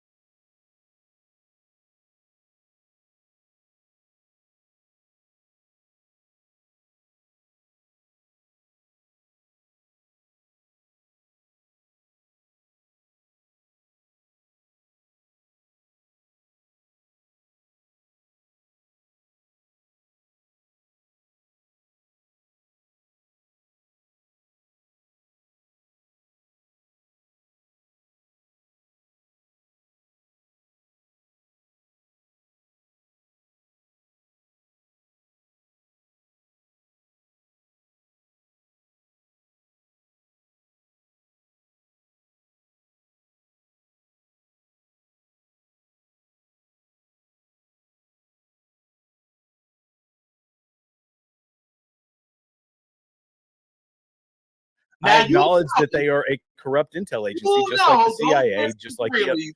So that's the biggest red flag, bro. Dude, Come on, man. okay. So listen, listen. We're definitely going to digress. So listen, to wrap up this conversation, I will give both of you 2 minutes to give your closing statements. I'm going to time you. It's 4:30. Sometime during 4:32, I'm going to stop whoever chooses to go first, and then I'll let the next person give their closing statement. Go ahead. Well, I'll happily go first. So yeah, I think that there are some legitimate concerns about how this. I'll get back to the point that we were making, which is talking about the assassination of Charlie Kirk. Do I think that there are some anomalies and there's some strange things? Yeah, there are. Do I think these are provable of the entire way that this has been presented to us is incorrect? No, but I also think that we're still in the first report time frame. The FBI is doing their work. I don't have entire faith in the FBI. But I like to think that under Kash Patel, who was friends with Charlie Kirk, and under Dan Bongino, who was friends with Charlie Kirk, that these people will use the resources at their disposal to deliver a trustworthy message for how this all went down. Something that is prosecutable inside a court of law, and that whoever it is, the same way they did with the Epstein situation too, huh? No, I'm not happy about how the Epstein thing went down. I'm saying, are they going to handle it the same way, huh? They're going to give us the honest truth. I'm hoping that they will, just because they, that's a whole nother story too. We could spend a 2-hour rabbit hole on that one. But in this instance, do I think that justice will be found for Charlie Kirk? I hope so, but I reserve the right and I reserve the possibility that they're going to bungle this like they bungle a lot of other things. What I'm more concerned about is the movement that Charlie had created, the reliance people had on him for information, good, solid, Christ-based in most instances, information, how that is gone and people felt a void. So for their sake, because they looked at him, he was evangelizing. Let's be honest. He was evangelizing to a lot of people while meeting in the arena of the culture war. That's what for that sake alone, I hope that there is. And of course, for Erica and his kids, that they find justice. And I'm willing to wait because I feel like muddying the waters, churning up all the muck for everybody else, that are just taking whatever they hear and running with it and getting sensory overload because there's, 20 or 30 different conspiracies out there. I don't think that helps those people. So and that's it. There's my take on it. Thanks. Go ahead, Sean. You got 2 minutes, bro. So first thing I just want to say is that, am I throwing out that Israel had something to do with Charlie Kirk's death? No, I'm not going to ever throw that out because, in my opinion, it always leads back to some form of Jewish oligarchy or some form of Jewish lobbyists. So my thing is this, ladies and gentlemen. Yes, I want to be a conspiracy theorist with you guys. Am I a conspiracy theorist with you guys? Yes, but to a certain extent. I don't let conspiracies basically challenge or control my way of thinking. I let facts control my way of thinking. If I know something is a fact or something that can be objectively true or proven, then that's what I'm going to go with. Now, a lot of stuff that I heard throughout this podcast, this episode, it was very, very interesting. But my thing is, I just found it to just be a lot of hoopla just for now. Now, in my opinion, some of this stuff could be credible in the investigation when it comes to Charlie Kirk. Erica Kirk, I don't know, really not so much. But when we're focusing more on the shooter or the quote unquote shooter or the trajectory of where he got shot, that stuff should matter in the investigation. But Charlie's wife, Erica, and her basically being in Israel like that, yes, that stuff is interesting information. Yes, I wouldn't throw that out. But my thing is, what ultimately led to Charlie Kirk getting shot? That's the $1 million question here, right? So, yes, I do agree that it's weird that Erica Kirk, took over Turning Point USA this quickly. I'm pretty sure both of you guys disagree with that. But I would want my wife to tend to the kids and make sure my kids are all right and not, I don't know what the hell Erica Kirk was doing before she was running Turning Point USA, but I would want her to continue to do that. Or I don't know if that was being a mother to the children or basically assisting Charlie or whatnot. But my thing is for her to 20 take seconds over this fast, I just really find it to be very, very suspicious, but it's not anything that's objectively true as far as it leading to Charlie Kirk's death. Now, and I'm not saying that's what you were saying, but you know, a lot of what I was getting from you was basically like speculation of it probably tying to Erica or Israel, which I want to agree with the Israel part, but we just need more proof. Okay. Fair enough. Articulated well. Well, Jared, Deshaun, thank you so much, man. And I really do mean this. We should do this again on the topics, more so on the topics that we got to towards the end. I love to talk about that. But just a disclaimer, going forward, we will use the language them boys, and we will not say the state of the name of that state, especially after what Kash Patel just agreed to do with Democrat. I forget the guy's position when they're going to start censoring people across the internet. Have you ever heard of Project Nimbus? I'm not. I forgot. I don't know the name of it, but they're going to start censoring you should people. do an episode. You should look into Project Nimbus. It's a $45 million investment that Israel is giving YouTube right now. So, you know, I mean, and it's all fun right now. You guys aren't low IQ. I was just joking. It's all laughs at the end of the day. I just want some engagement in the chat. But you guys should definitely check out Project Nimbus because that is going to ultimately make or break us. Now, we could accept it as me and you and Jared. We can accept it as content creators, or I'm hoping that we can fight against it because I know I'm going to fight against it. For sure. So a lot of people aren't talking about this, and you're a very, very smart, intellectual guy. So I would have thought you would have known about Project Nimbus, especially you being on YouTube and stuff. So definitely check that out. Let your people know about Project Nimbus. Bet. Thanks, bro. Thanks for bringing that to my attention. I will definitely do that. I'm going to go ahead and I've never had to. I think it's just kick from studio. Is that how I do it? I say I can just leave. Okay. Don't put it that way. Well, once again, thank you all so much for joining me. I don't have your information, Jared. Maybe Deshaun can send it over to me, and we can connect, and we can do this again sometime if that sounds good to you all. Sounds great. All right. See you. Yes, sir.